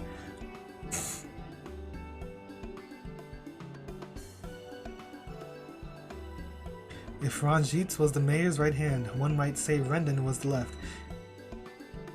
And between them, they kept Yulmore on the road to prosperity. The city needs more than a mere man of business, which is why I must find him. But even if you do, what makes you think he will listen?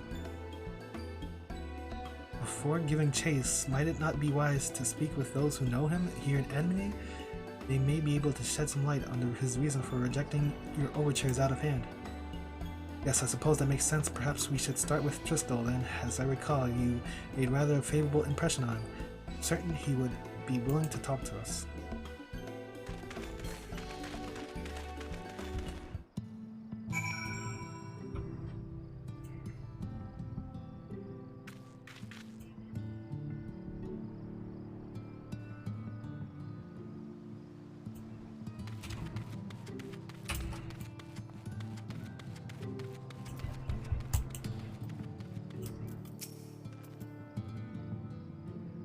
Why did he leave?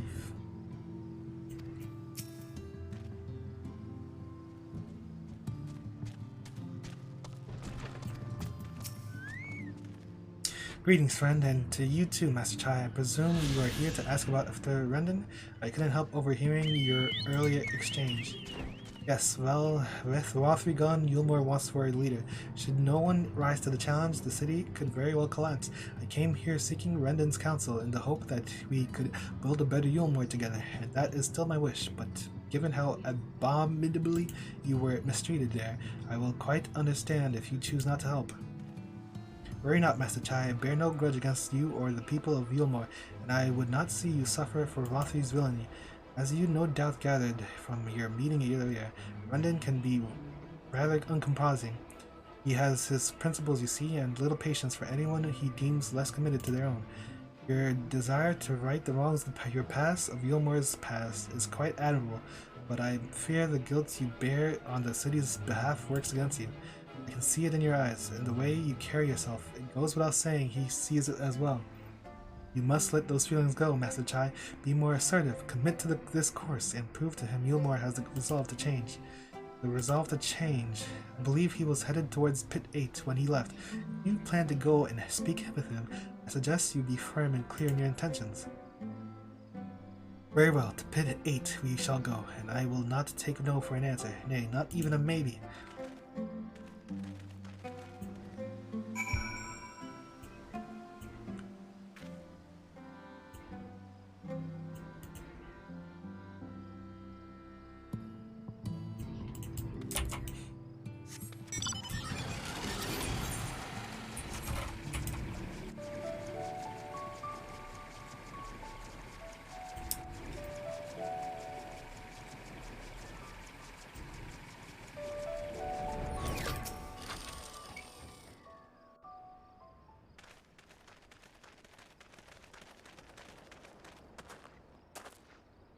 Well, well, it's you again.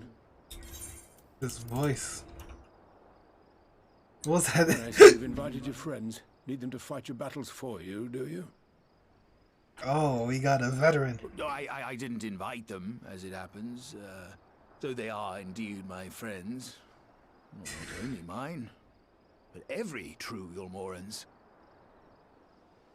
They are the ones who awakened us to the truth, to Lord Forthry's villainy, the famous warriors of darkness. Are they now?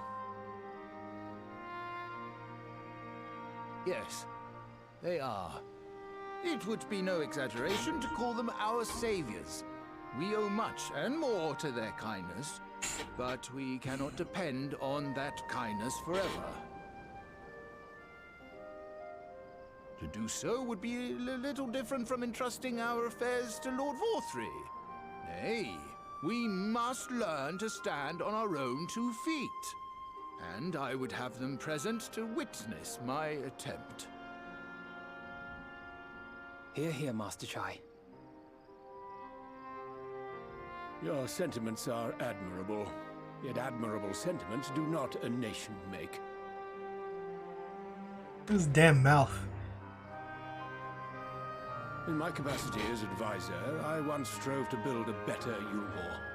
Gave honest counsel to my superiors, drafted laws for the benefit of one and all. But in time, my values fell out of favor. There was no need for them in this paradise Forthry was creating. And so I left my homeland behind. But you, Chai News, you were content to wallow in indolence under Forthry's auspices. And so I cannot help but ask myself what manner of nation you intend to build.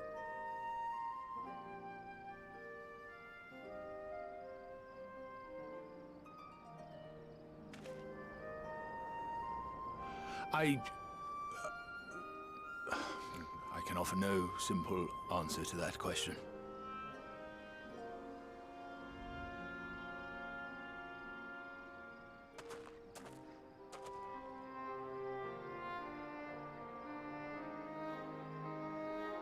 But this much I will say. It is my hope that Yulmore can become a nation which her citizens might freely choose to build together.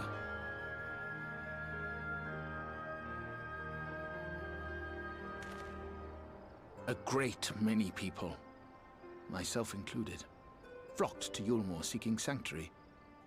The alternative being to live in fear and die in pain. Seemed an easy choice. And sanctuary we found. As much food and drink as we could ever want.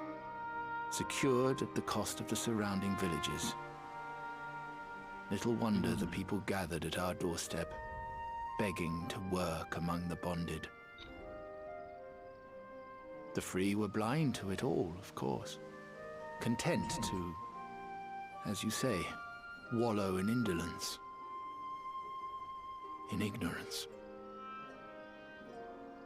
Were I mayor, I would first take stock of the city's resources and see that they were assigned equitably. Our days of reckless consumption are behind us. The distinction between free and bonded died with Vorthri. The needs of rich and poor alike must be considered if our nation is to survive. I always play a song. Steps to secure channels for supplies, rekindle relations with nearby settlements, who re-establish industry, reach out to neighboring nations, and the list goes on and on.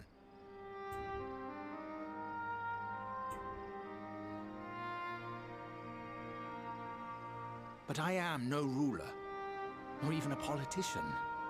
I am an entrepreneur. My expertise lie in planning and profit. I haven't the knowledge or experience to run a nation. Please, Rendon, will you not help me? Together, we could solve the city's problems. Build a Yulmore for the people. For the people! For the amigo! A Yulmore for the people.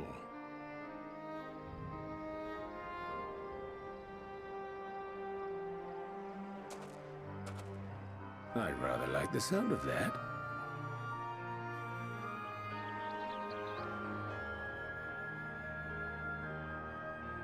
But before I offer you my counsel, I would be certain of your ability to perform the duties of office. Oh? You would? You ask me to help you solve Yulmore's problems, but first I would see you solve one on your own. Accomplish that, and you will prove both to me and the people that you are a man worth following.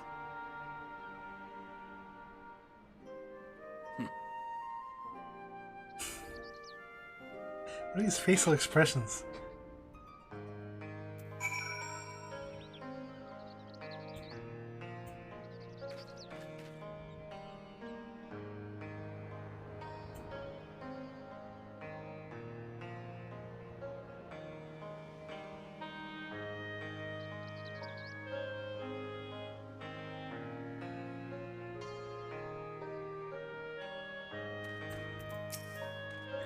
Imagine it's humor that even a bloke like me could help build. Remains to be seen if the words will translate into deeds, but I shall endeavor to keep an open mind. People cannot be brought together on the strength of his eye or ideals alone. This I know from painful experience. Rendon was right to demand proof of Master Chai's containment. What?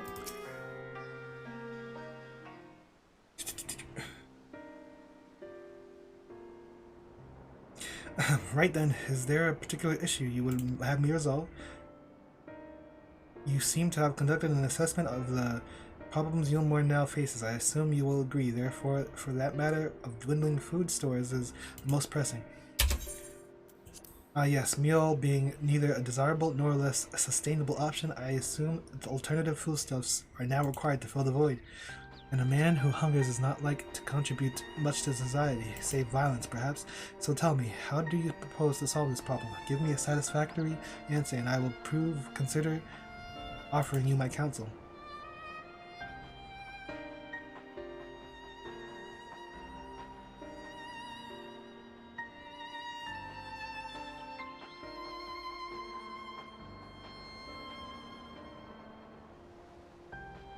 A combination of measures would seem to be in order. One to address the immediate issue of supply, and another of that of production. Go on. For the present, Yulmore's coffers can be used to purchase food from our neighbors. This would afford us time to address the underlying problem that affects us all, the long-standing neglect of agriculture. The villages that once served as sources of trade and foodstuffs must be repopulated, their means of production restored. This assumes, of course, that we can rekindle relations with our neighbors, guarantee security and stability in the region, and most importantly, find people willing to leave the city and take up the rebuilding effort. My, think of all that by yourself, did you? Well, yes, it began as a rather abstract plan I drafted some time ago, after speaking with the peoples of Yulmore and the nearby settlements. You've impressed me, Chai News. Huh? I have. Well, that is a relief. Oi, there you haven't secured my support just yet. Only my attention. Grand plans will not be enough to persuade the masses. If you would ask them to rebuild, you must provide them the means to do so. Fair point, Rendon, and one to which I have given much thought. I proposed the use of a Talos to aid in the establishment and maintenance of these settlements. Their employment should drastically improve efficiency, ultimately increase production. Talos? But Daedalus Stoneworks closed their doors years ago. Without a ready supply of the necessary equipment, the people would starve before your plans could be put into effect. Well, as to the heir of Daedalus Stoneworks, it just happens that Talos are my field of expertise, and with a little help, I'm quite certain we can acquire what we need in no time at all. Me? Hey, when I said I would help, I didn't mean immediately. Here we go again. Lemon curd?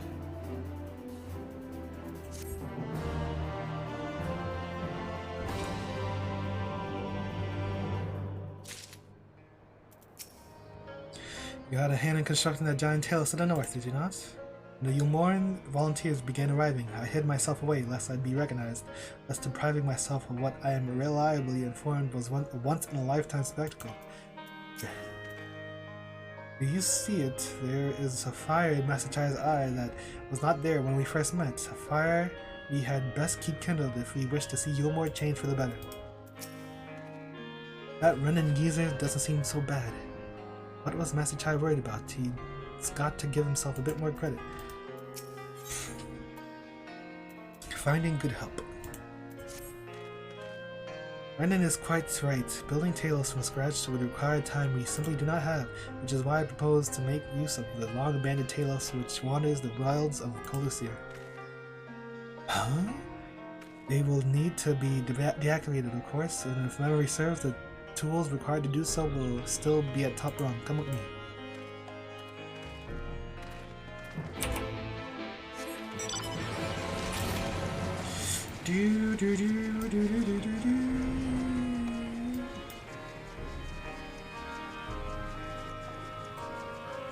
These are my pants? Oh. My pants just goes through the thing.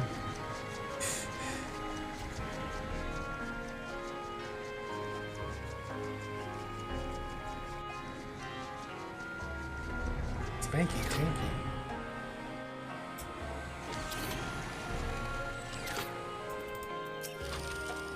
So he is an authority on Talos, is he? What other surprises could he be hiding, I wonder? How did he catch a Talos then? Dig a hole and lure it in? It is one thing to repair an immobile Talos as Orange did, quite another to catch one, surely? Does this not sound a trifle dangerous? Trife?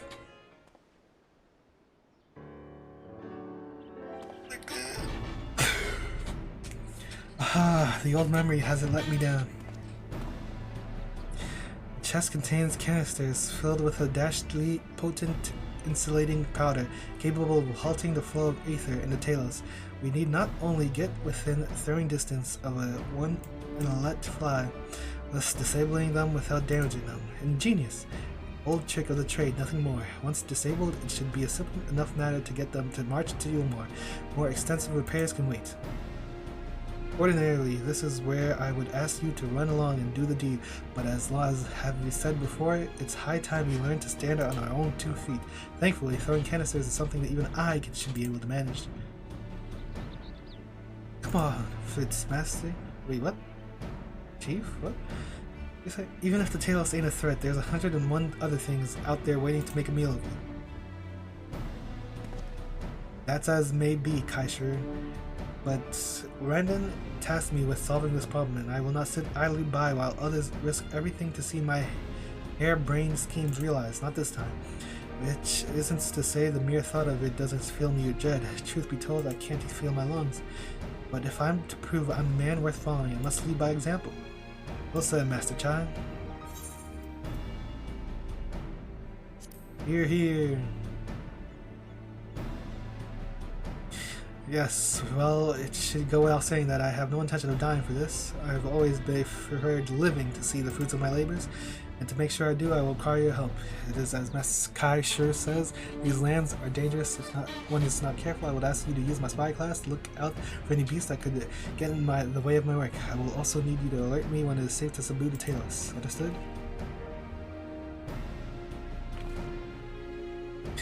Let's be off through the north gate and see if we can find a suitable vantage point for you.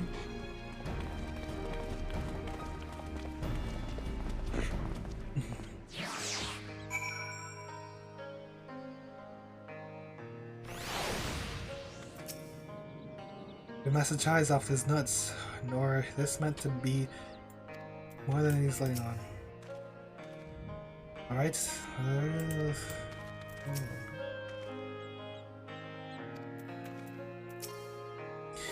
First he arrived, I could barely hear him over the knocking of his knees. And now this, I'm not sure what's gotten into him, but whatever it is, I like it.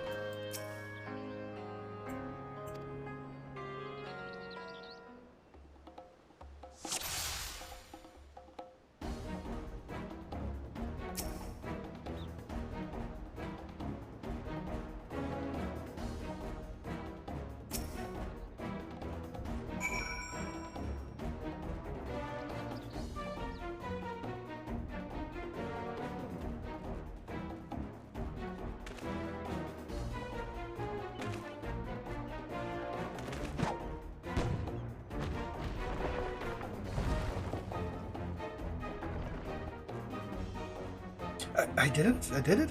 Then let's move on to none of the Talos, shall we?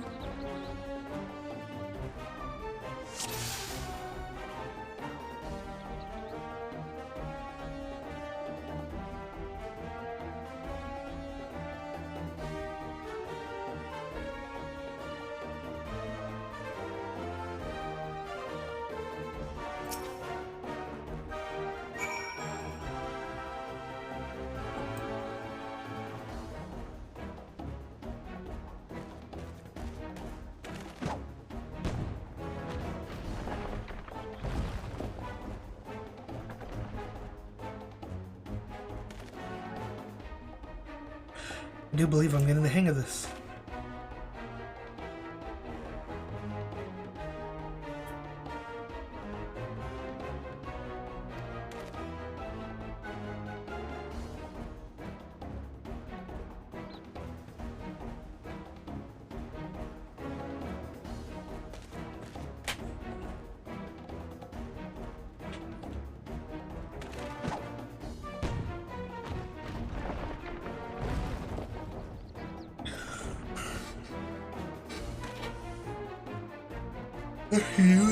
Now we have all we need to proceed.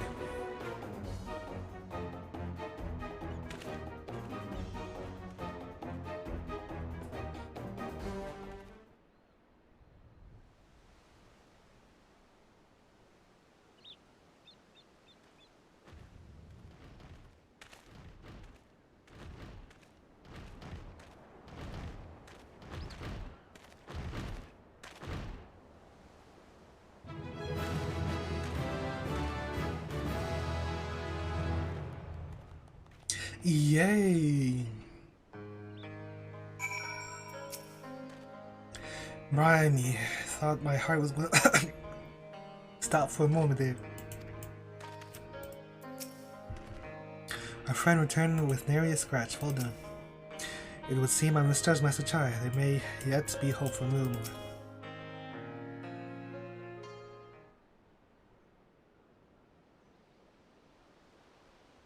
I can scarcely believe it. It was a reckless, foolish plan, but somehow it worked.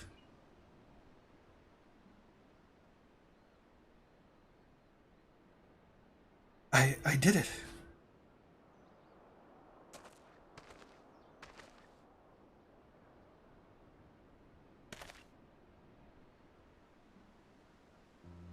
Master Chai, I believe I owe you an apology. Your plan to replenish Wumo's food stores showed forethought and sound judgment. What's more, it is a plan your time as Daedalus Stoneworks has equipped you to lead, as evidenced by the extraordinary company you keep. You, sir, are more than qualified to be the next mayor of Yulmore. I thank you for your vote of confidence, but the fact remains I am wholly ignorant of the world of politics. Which is why I would ask you to join me and grant Yulmore the benefit of your counsel. I would be honored. When the peoples behold these Talos, I have no doubt they will lend you their support. It would seem Yulmore's leadership is at last in capable hands. Would you not agree? We should probably be getting back soon, Master Chai. After you've tinkered with the Talos and all that, Lady Chai is worried sick.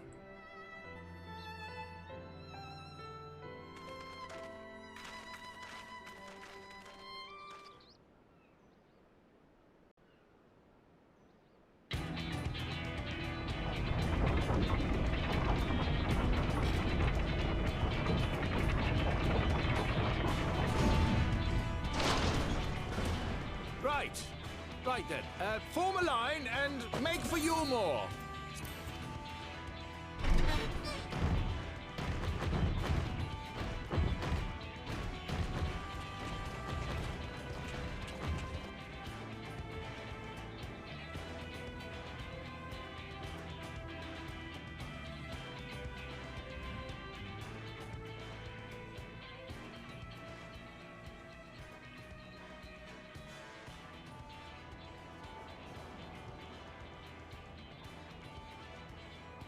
What in bloody hells? What's that noise?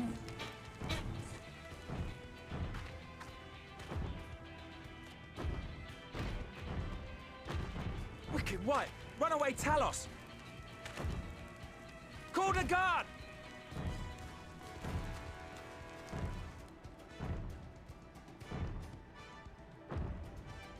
Wicked White! He said call the guard, not run to him.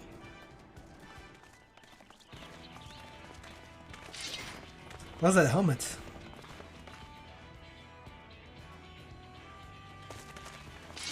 Stay back! All of you!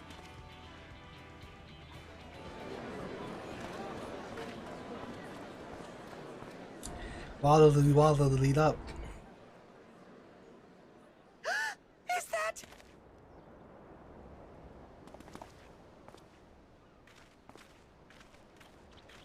Darling, you're back.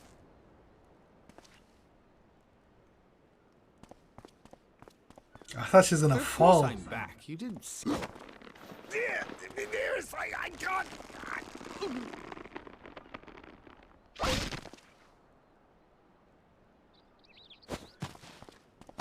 Oh, oh dear.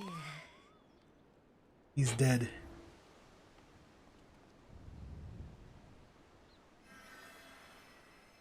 All right.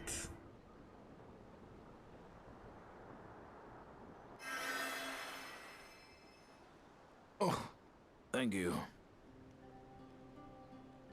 I'm sorry, my darling.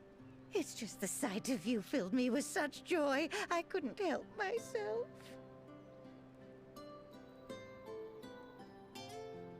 Oh, no, it's all right, dear. I should have just come out and said what it was I was intending, instead of entrusting the task to a hastily scribbled letter. Does that mean you'll do it? Well, I'm here, aren't I? I mean, not that my absence signified any unwillingness, you understand? Oh, no, naught could be further from the truth. I only left to enlist the aid of the former mayor's senior advisor.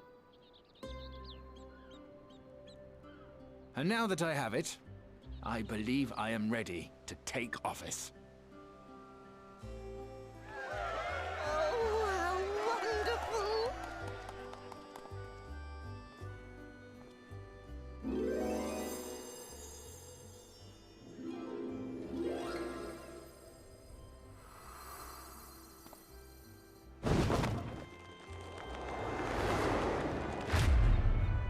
What? Please.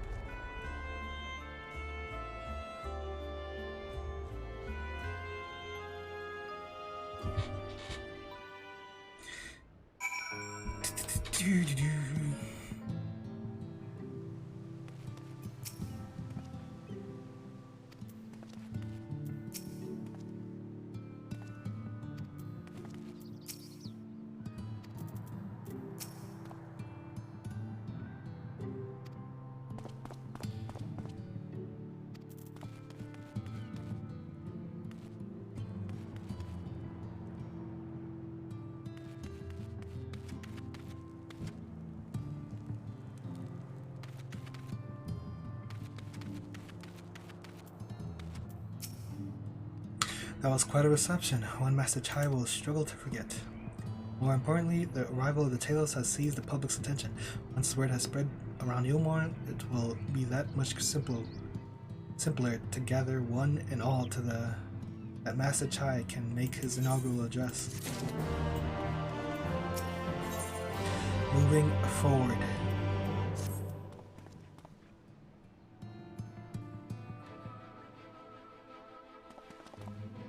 No need to fret, Glide. I have never felt better.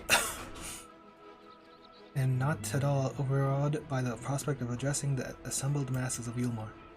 As for where to do it, if we're to accommodate everyone who might feasibly wish to attend, I suppose the only place large enough would be the Emirate Gent. I will go and spread the word among the citizens, both free and bonded, that they are to assemble there to meet their new mayor. You there, Kai Sure, was it? Would you go inform the residents of Gatetown and the derelicts? Of course I will. Good lad, I will let the guards know not to bar the way to Vothi's chambers. It goes without saying that I expect the Warrior of Darkness to attend, subsuming he's available. Might as well see it through to the bitter end, eh? The doorman at the Crown Lift will show you up.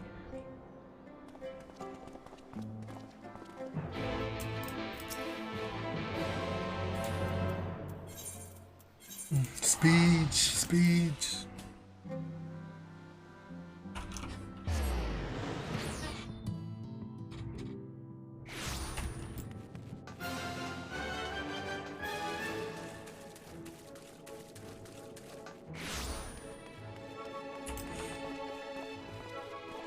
Chatting?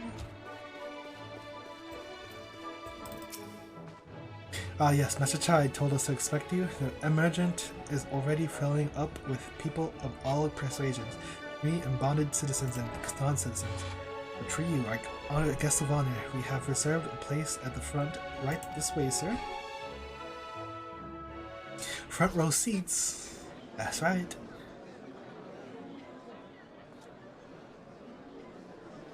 Do do do do do do do do.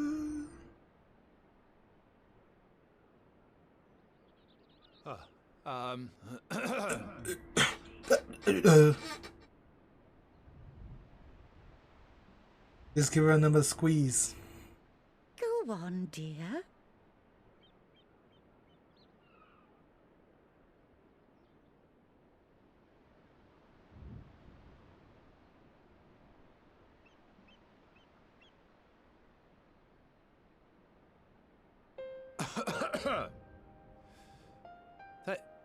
Thank you all for gathering here today. But before going any further, could I ask the free citizens of Yulmor to look around? Look to your left, then look to your right. 'Tis a sight none of us would ever have seen under Lord Forthree's rule.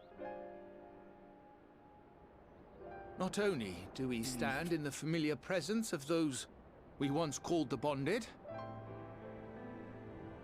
but today we welcome the peoples of the Derelicts and Gatetown too.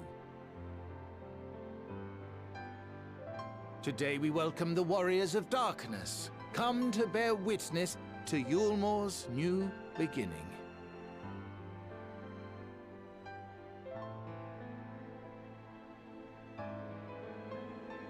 As you know, an election was recently held, at the end of which I had the honor of being chosen to succeed Lord Vothry. You place great faith in me, and I promise to do my utmost to live up to your expectations, and I will seek always to carry out the duties of this office with integrity and fairness.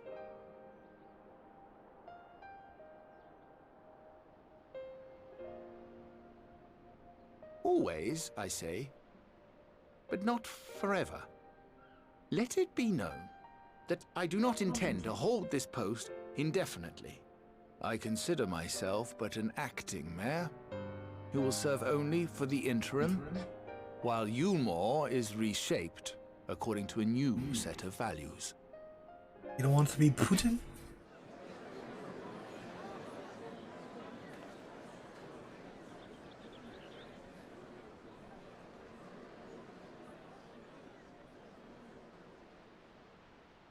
No longer can we think of ourselves as divided, as the free and the bonded, citizens and non-citizens. The systems put in place by Lord Vothry must be undone. But even as we tear down the old, we must give thought to the new, to what manner of nation Yulmore should become. Whatever the answer may be, it cannot be decided by one man alone. And so I propose that an open forum be held, that we might all discuss how best to strive towards a better future. However, there can be no talk of the morrow unless we first address the issues of today.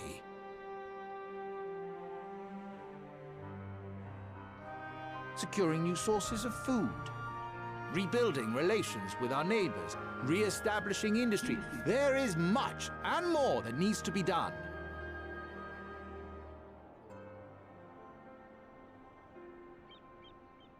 Too much for a mere man of business.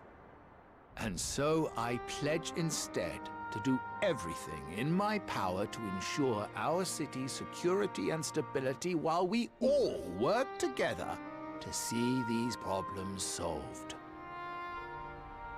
Yeah. The road before us will not be easy, and I know full well how daunting the prospect of honest labor may seem to some of you. But we must accept the reality of our circumstances. We must move forward.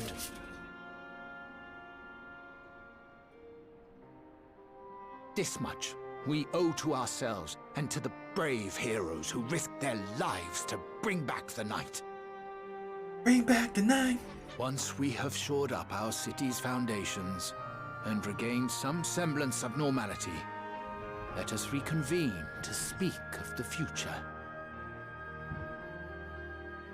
Until then, I humbly ask that you lend me and each other your strength. For Yulmore! For Yulmore!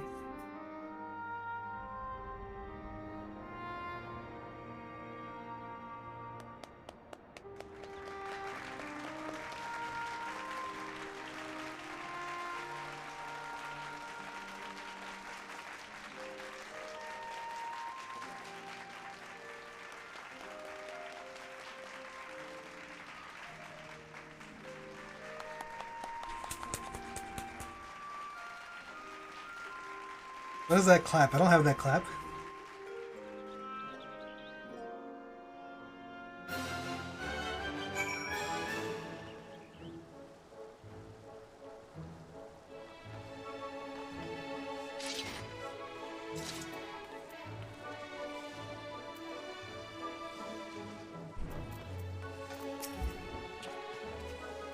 Seeing everyone come together like that, it was beautiful, that was.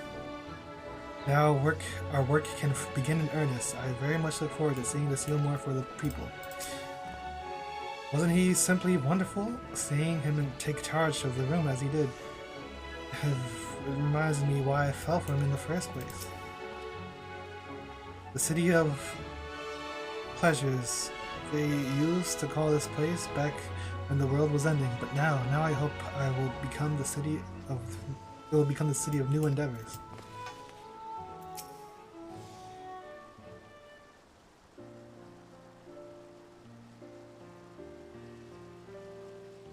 That was a fine speech, Master Chai. I believe your words stirred every soul in attendance.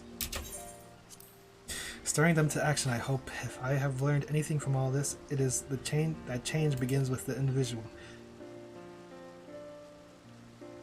'Tis but a matter of finding the strength to take the first step.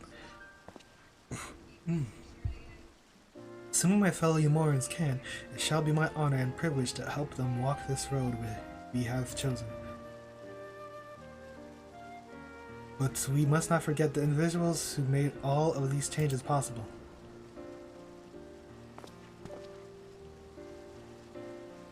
Were it within my power, I would carve a tribute to your heroism into the very stone upon which this city stands.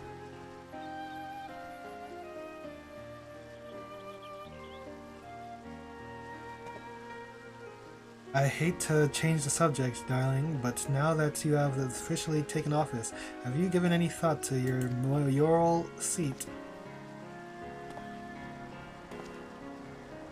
We will not be moving into the emergent, dearest. It's too big for one thing and too far from the people for another.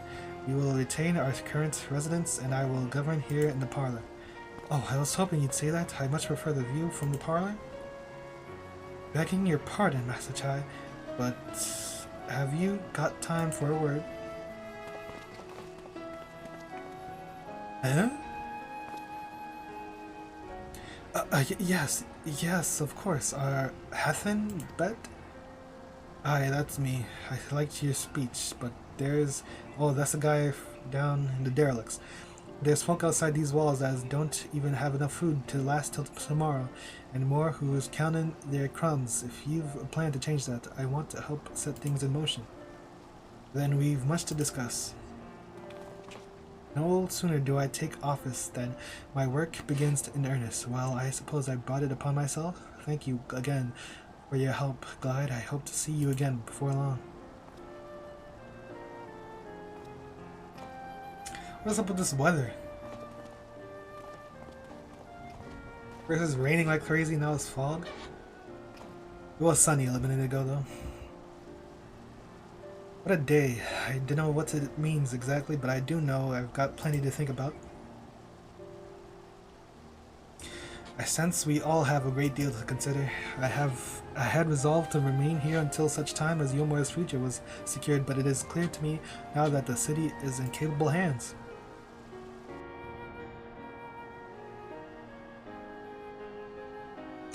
I have every confidence that they will find their way, and I believe it is time we went on ours.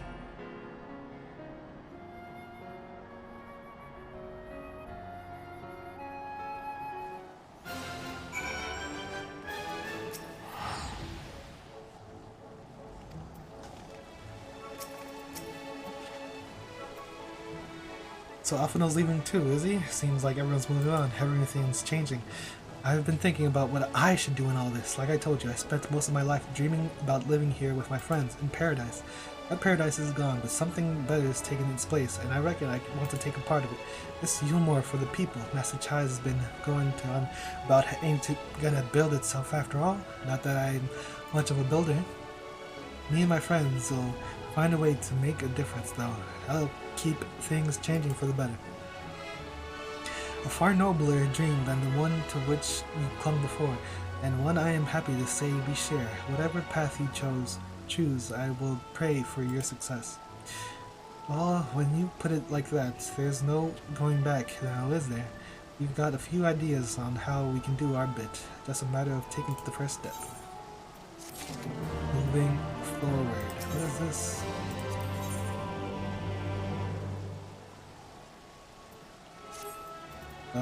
Do that some other time. Vows of virtue, deeds of cruelty. Truly to see Kaisur thus spurred by our actions is aspiring in itself. Yet however much I may wish to stay and see what comes of his efforts here in Yulmore, We have matters of our own to attend to. Come, we should return to the Crystal Tower. Mayhap Becklu's studies have borne fruit in our absence.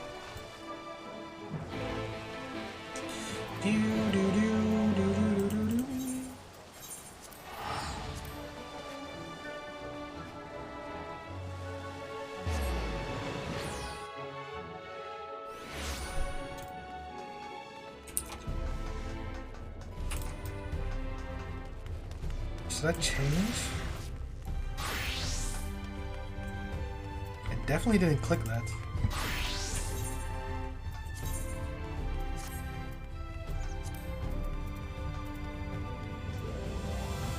This is what I don't like.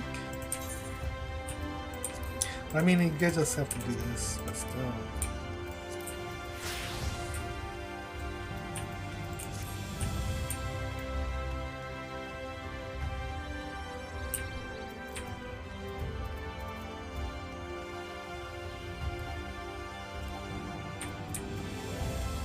What? Occupied.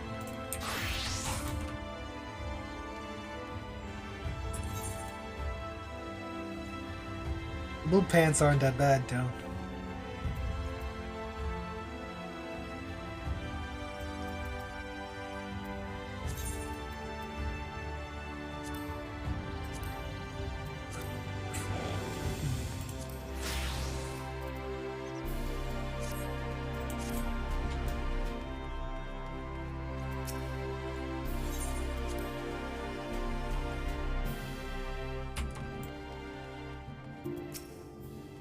Where's Alisay? Twould seem Alisay has yet to return from the inn at Journey's Head. I do hope she doesn't overtire herself.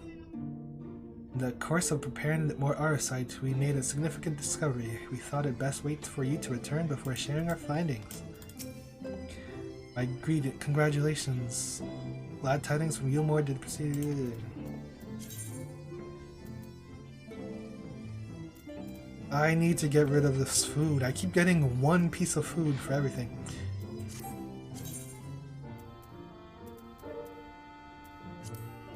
Man, this is nothing.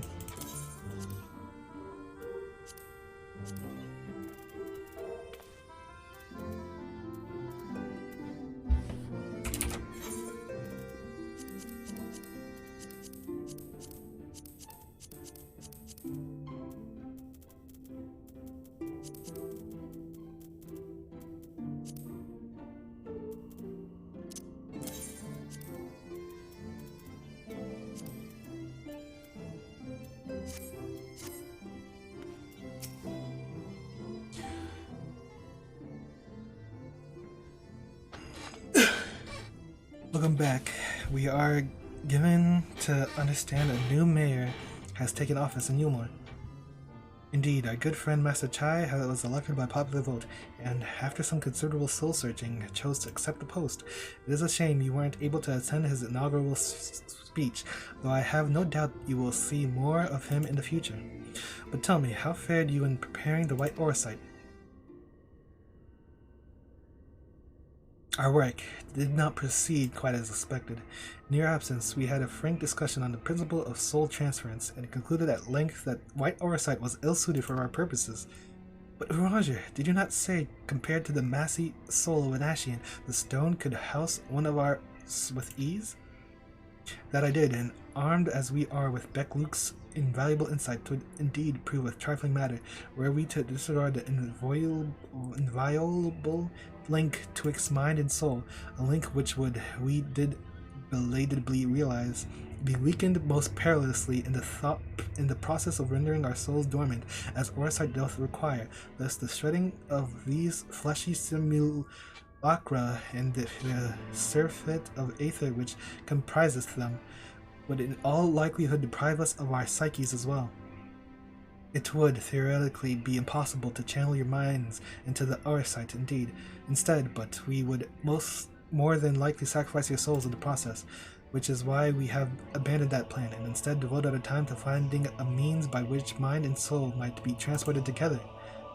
Then we are no closer to this solution than we first began.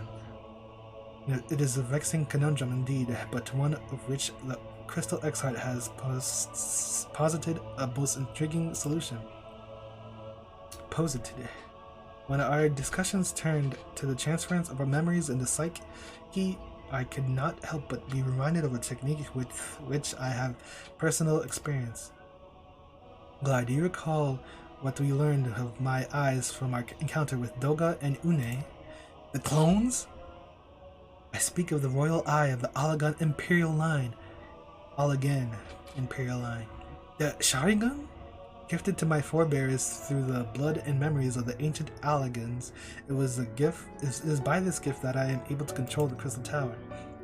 If we were to gain an understanding of the technology by which the Allagans were able to accomplish this transference, perhaps then we could keep mind and soul together. Imagine, if you will, a device like unto a soul crystal, replete not only with our worldly memories, but also the bountiful energies of the soul. That is our current avenue of investigation, and we will follow it wheresoever it leads. While we are thus engaged, I think it best that Glide return to the source and inform Krile and the others of our findings. Agreed. I imagine Tataru will be relieved to hear we've made progress of a sort. Then I would beg leave to relay our findings unto Thancred and Threen, and to assist where I may in their investigation of the empty. Yes, please do so. Should we have need of your counsel, we will not hesitate to summon you.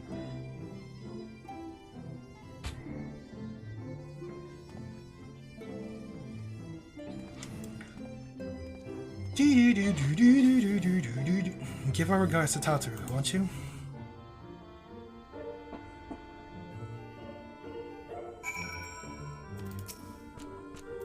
I pray link to their bodies and their world will endure a while longer. Should it fail, our efforts will be for naught. Mark my words, Glide, we will unlock the secrets of the Allagan Eye and see the others returned home. There was a time when I thought these eyes a curse, but for what they have enabled me to do, and what they may yet make possible, I see now they are a blessing.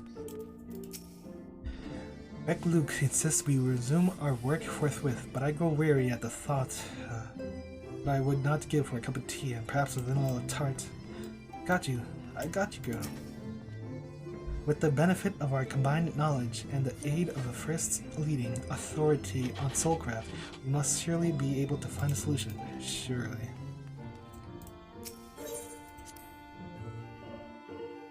Ooh.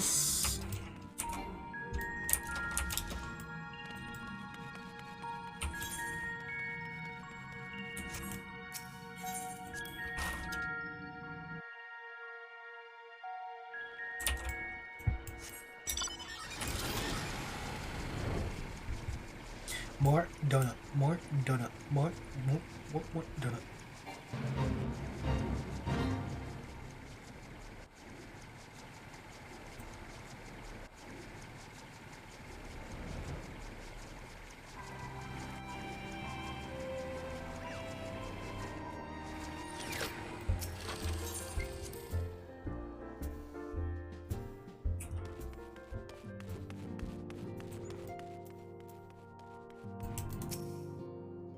Glide, you're back! How did everything go in the first? Wait, don't tell me.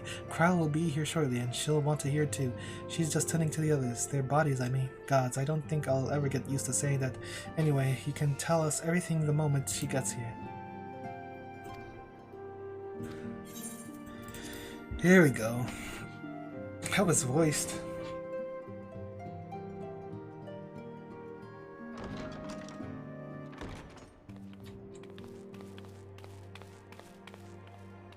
Sorry to keep you waiting.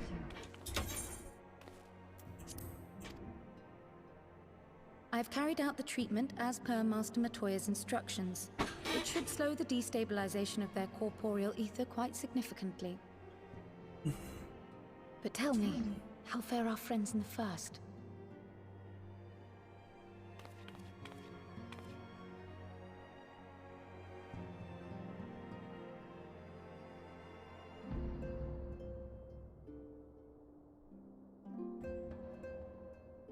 So this Becklug's the first to lead an authority on soulcraft, are they? Sounds promising. And Urianger's proffered solution of white auracite is rather ingenious now that I think of it. Well, While they press on with their preparations, you may rest assured we will continue to do our part here.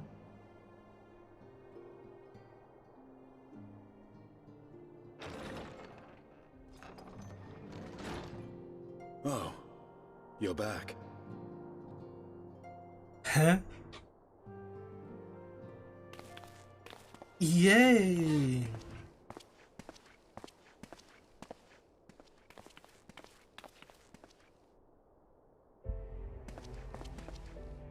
And none the worse for wear, I see.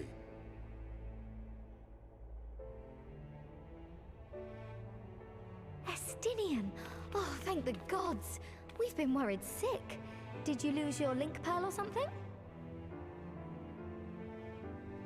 The situation in Garlemald has become more complicated. I was making my escape from the capital when I ran into one of yours, Riol. He thought it best we come straight here. More complicated how? Freaking Estinian. Where to begin? After entering the Empire via Razad Han, I went about my mission of investigating Black Rose. It was then, inside a provincial factory, that I encountered the one who styles himself Shadow Hunter, Gaius Baelsar.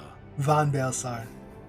He didn't drop Our it. goals being That's apparently aligned, we joined forces and ventured on into the heart of the capital, to the very Imperial Palace itself.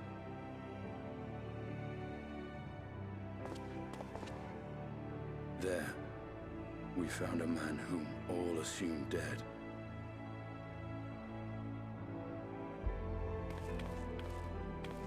But his soul lives on, and he has wrested back his flesh. Who? Xenos Ye Galvus. Nani?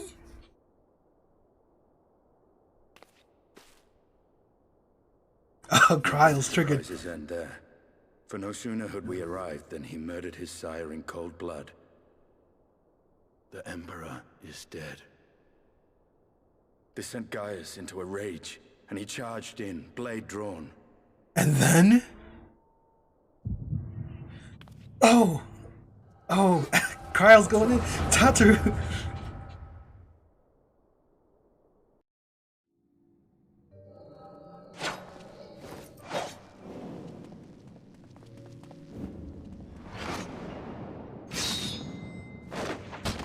What? What just happened? What was that? The force of the blade just pushed him back? Come on. That sword is... I've seen... Oh, no, no, no, no. What the hell? Why is my voice? I've seen him in action. His body, at least. You will not best him alone. Nay, death will not come easily to that thing. If you would join me, then by all means. For what good it will do.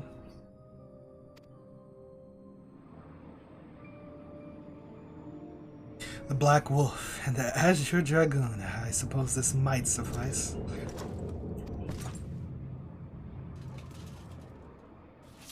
His blade is cut. Come then.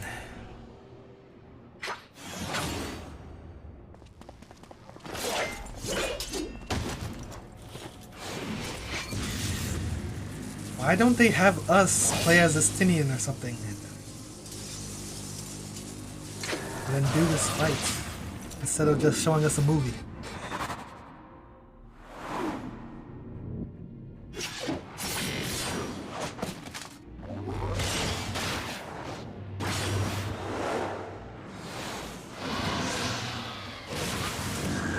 Poggies! Oh, he used the Rinnegan. Shinra Tensei.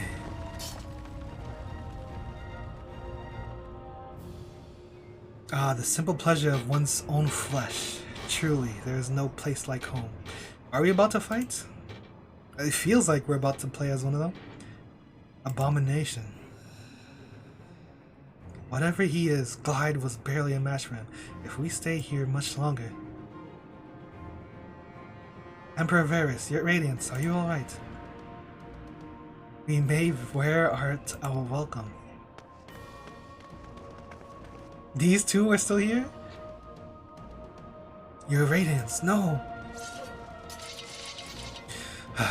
Must even the most meddling of sports be spoiled? The world conspires to bore me, but I have no cause to remain. I leave these vermin to you. Xenos!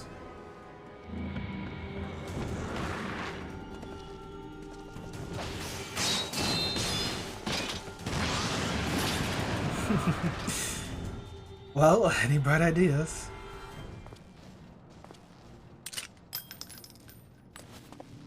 Just one.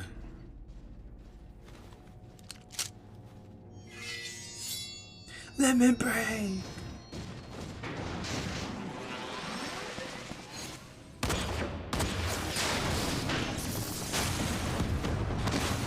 Alright.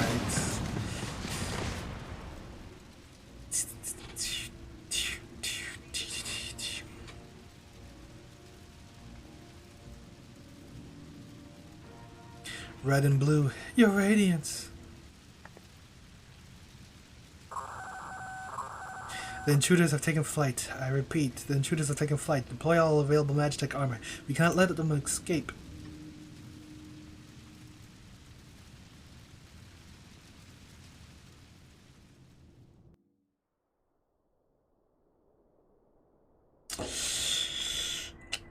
Square Enix does too much show. Oh, here we go. I mean, why couldn't we fight Xenos, though? Alert, intruders, alert. Intruders detected.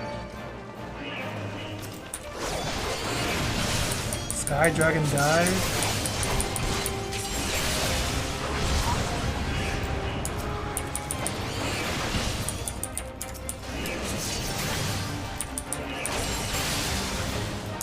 Dark Wolf is among the intruders. Deploy Magitech armor.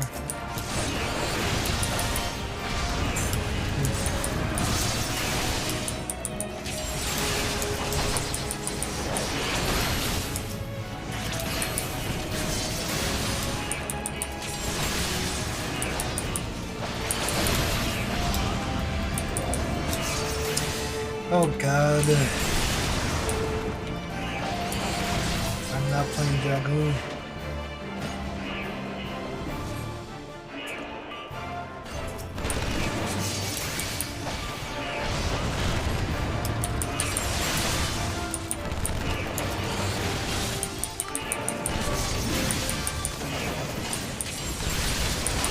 You'll pay for your crimes, traitor.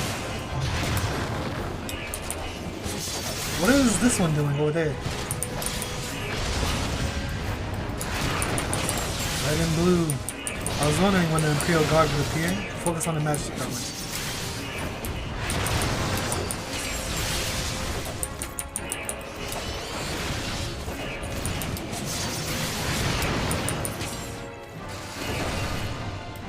Anya, on my mark. I think not. Damn it! This way, quickly. He must be stopped. Damn you, Gaius!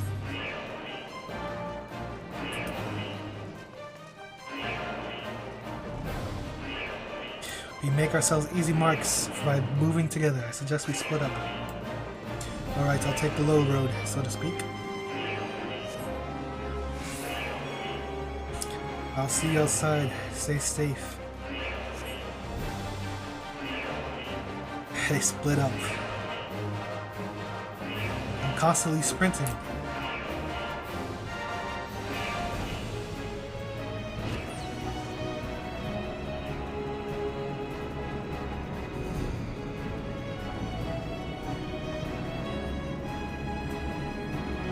No enemies, though. About a big boy? Well, someone's been busy. Whoa, not again. What is this? They're testing Ultimas?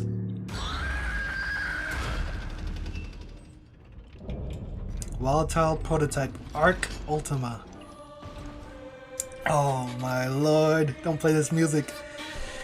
And you would bar my way, would you? So be it. Come, Nidhogg, lend me your strength.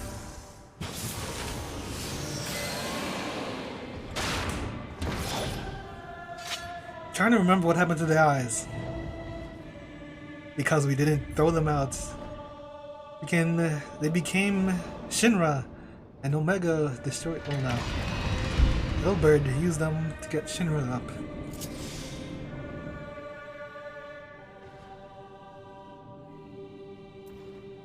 It seems we've afforded an impromptu field test. Ready all battle data and begin test sequence 2.0.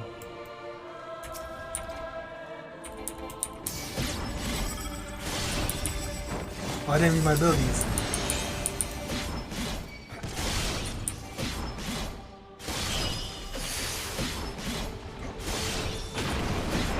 Star Dagger.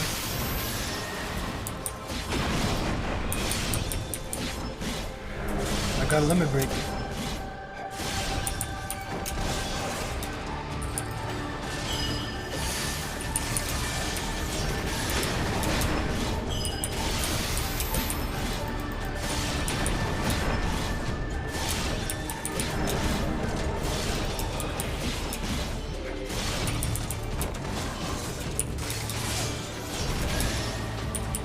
You haven't much time. I said ready to battle for the enemy. Now deploying data sample 14.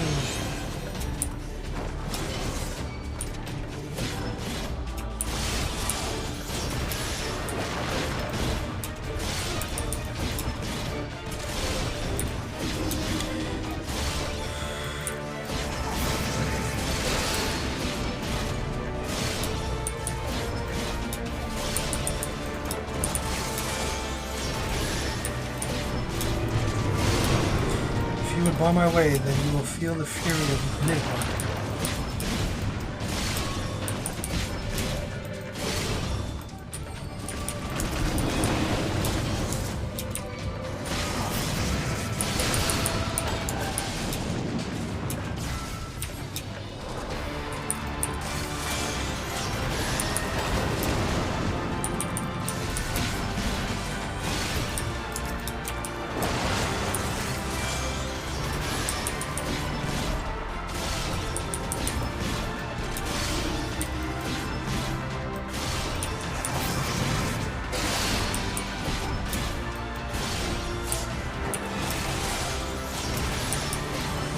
It's not working.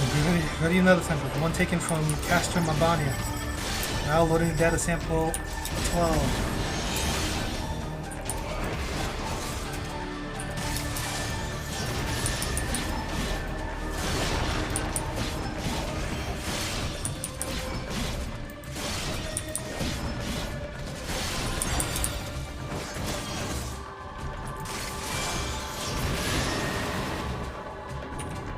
What?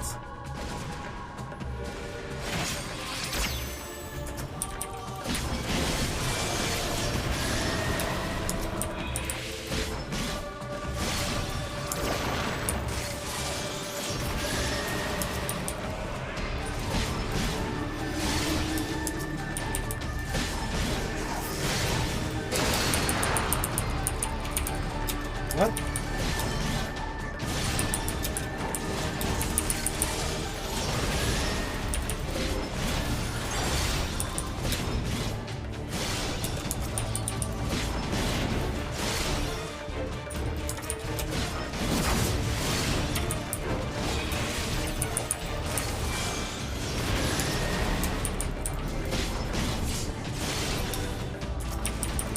Increase generator output to maximum.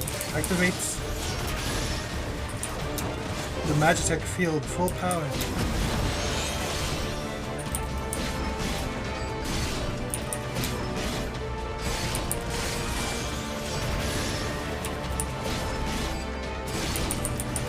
It works, haha. Arc Ultima is unstoppable.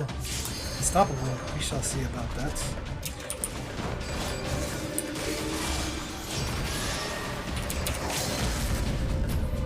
Nidhogg, show them your fury.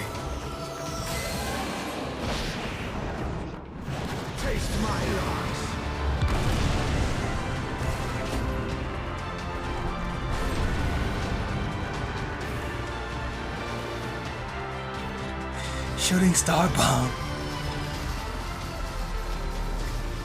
The Nidhogg bomber. What is this? They just used a random Garland as to serve as a host.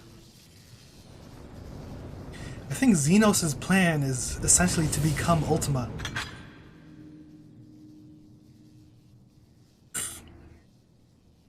And this only strengthens my theory. Garleans and their Machina. Now, where are you, Gaius?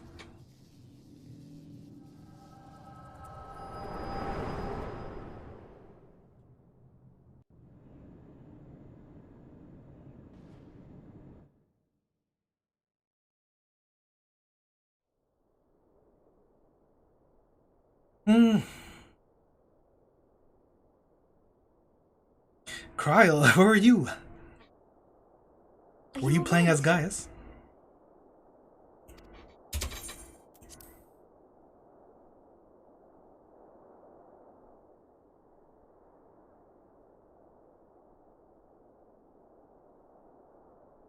Peer into my past, did you?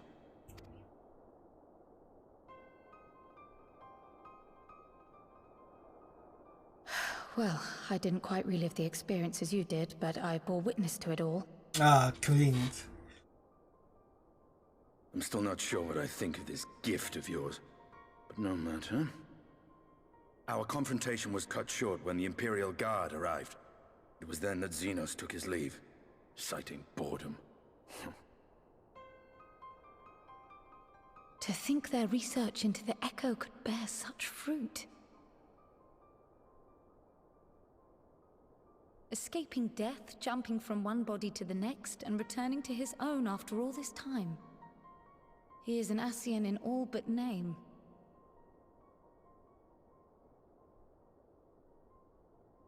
True. It beggars belief, aye. But no more than a hero traversing the rift between worlds.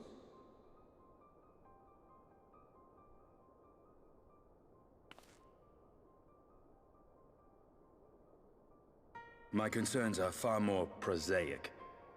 With the Emperor dead and the Crown Prince missing, the Empire is in disarray. Until order is restored, assuming it even possible, we needn't fear an Imperial reprisal. And for reasons of his own, Xenos took it upon himself to rid the world of Black Rose. Riol has already gone to apprise the Alliance leaders of these developments. We may leave the matter in their hands for now. He said the Black Rose is too boring. Then perhaps we have seen the last of the fighting at Gimlet. Though, if it comes to civil war, I cannot help but fear for the provinces.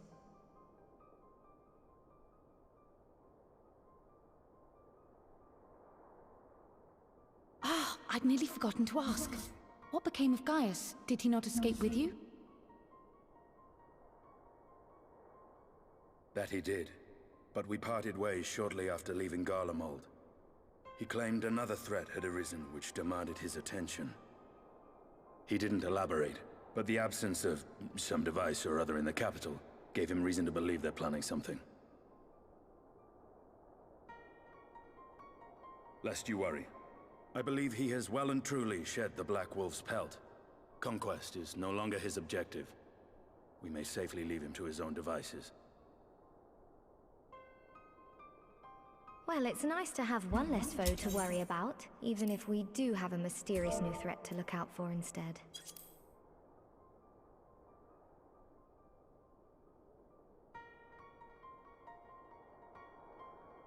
Oh, okay.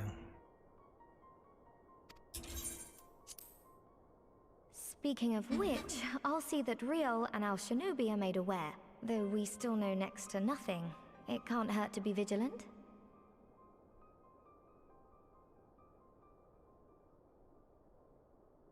Well then, with Black Rose nipped in the bud, I believe I've fulfilled my part of the bargain.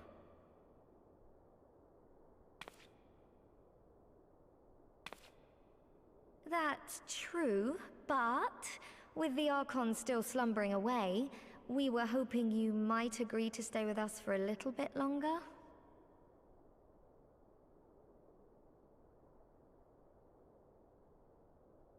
Sorry, but I'm not inclined to extend my contract. Gaius isn't the only one with business to attend to. What's wrong with you, Tataru? Thank you for your help then, Estinian. I see why Alphino admires you so.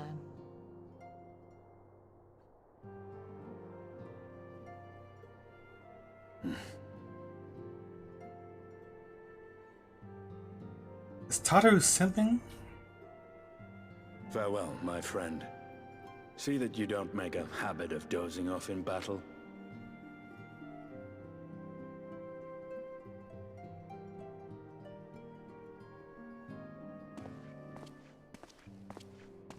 It's just these fights are too sleepy for me. It's too easy. I just go to sleep in the middle of them. I suppose we should all be getting on then. As ever, we will see to the Archon's needs. In the meantime, why not get some rest? You've more than earned it. Go on.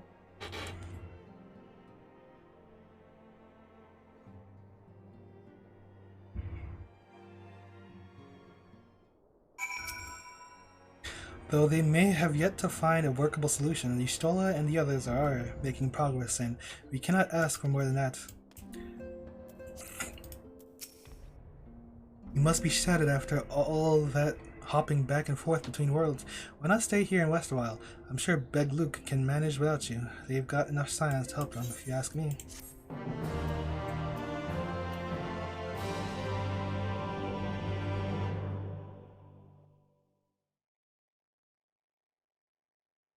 Meanwhile, in Garlemald,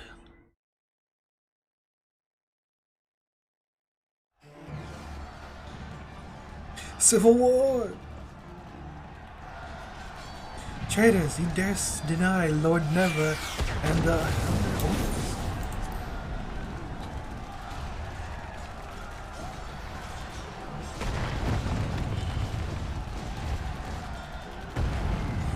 First Legion Centurion, onward, before this day is done, victory shall be ours.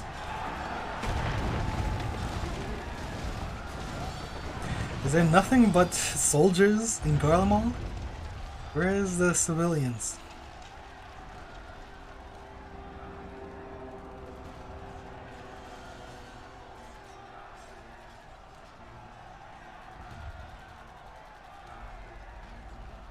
Boring, boring, boring, boring. Do you think I find it amusing, like dogs herding cattle to the slaughterhouse?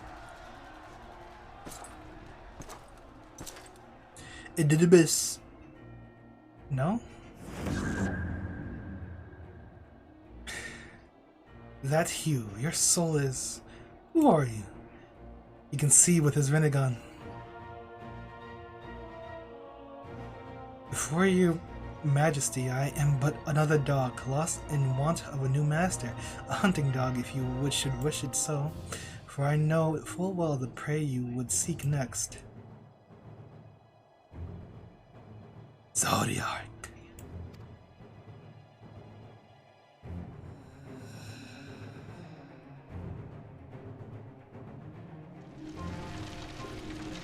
Who this?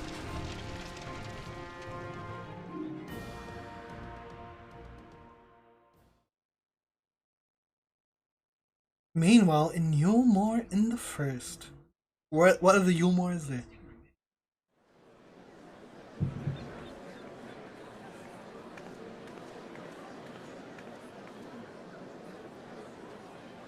Did you hear? The mayor's reopening Daedalus Stoneworks and they're looking for laborers.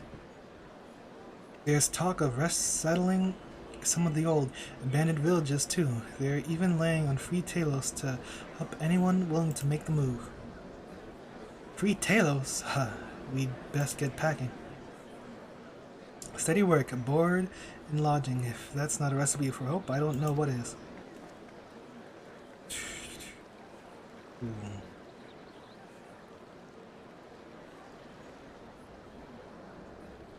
Hope.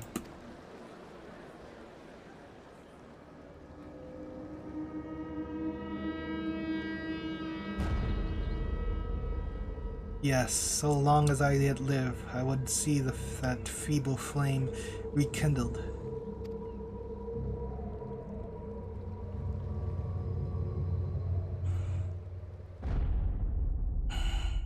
It is my destiny to see our dream fulfilled.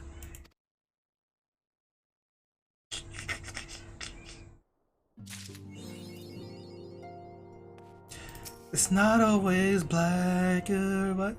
I ask you a favor, I'm not normal to pride, but Flamine has been overly distracted ever since you came back to tell us your travels in the first. We should go see if she's alright.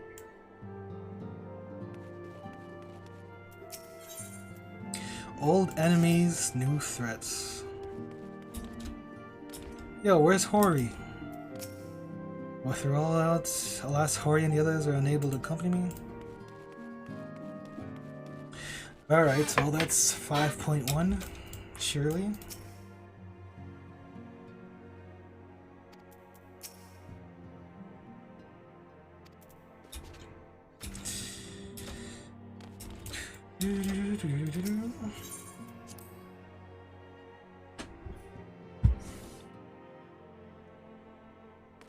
I don't know if that guy was evil or good.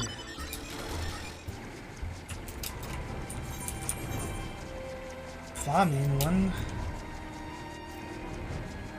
one final journey? I'll do that next time.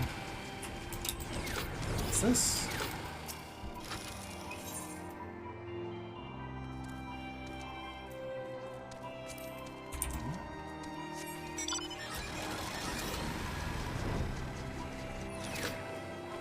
So does that mean this is out?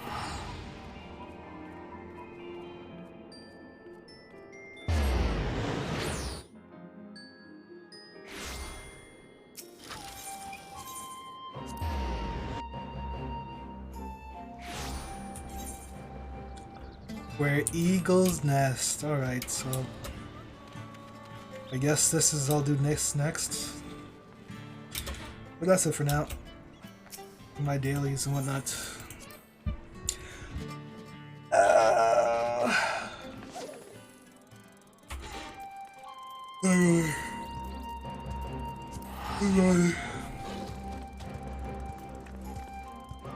no, I'm not even on it. But yeah, that's it for now.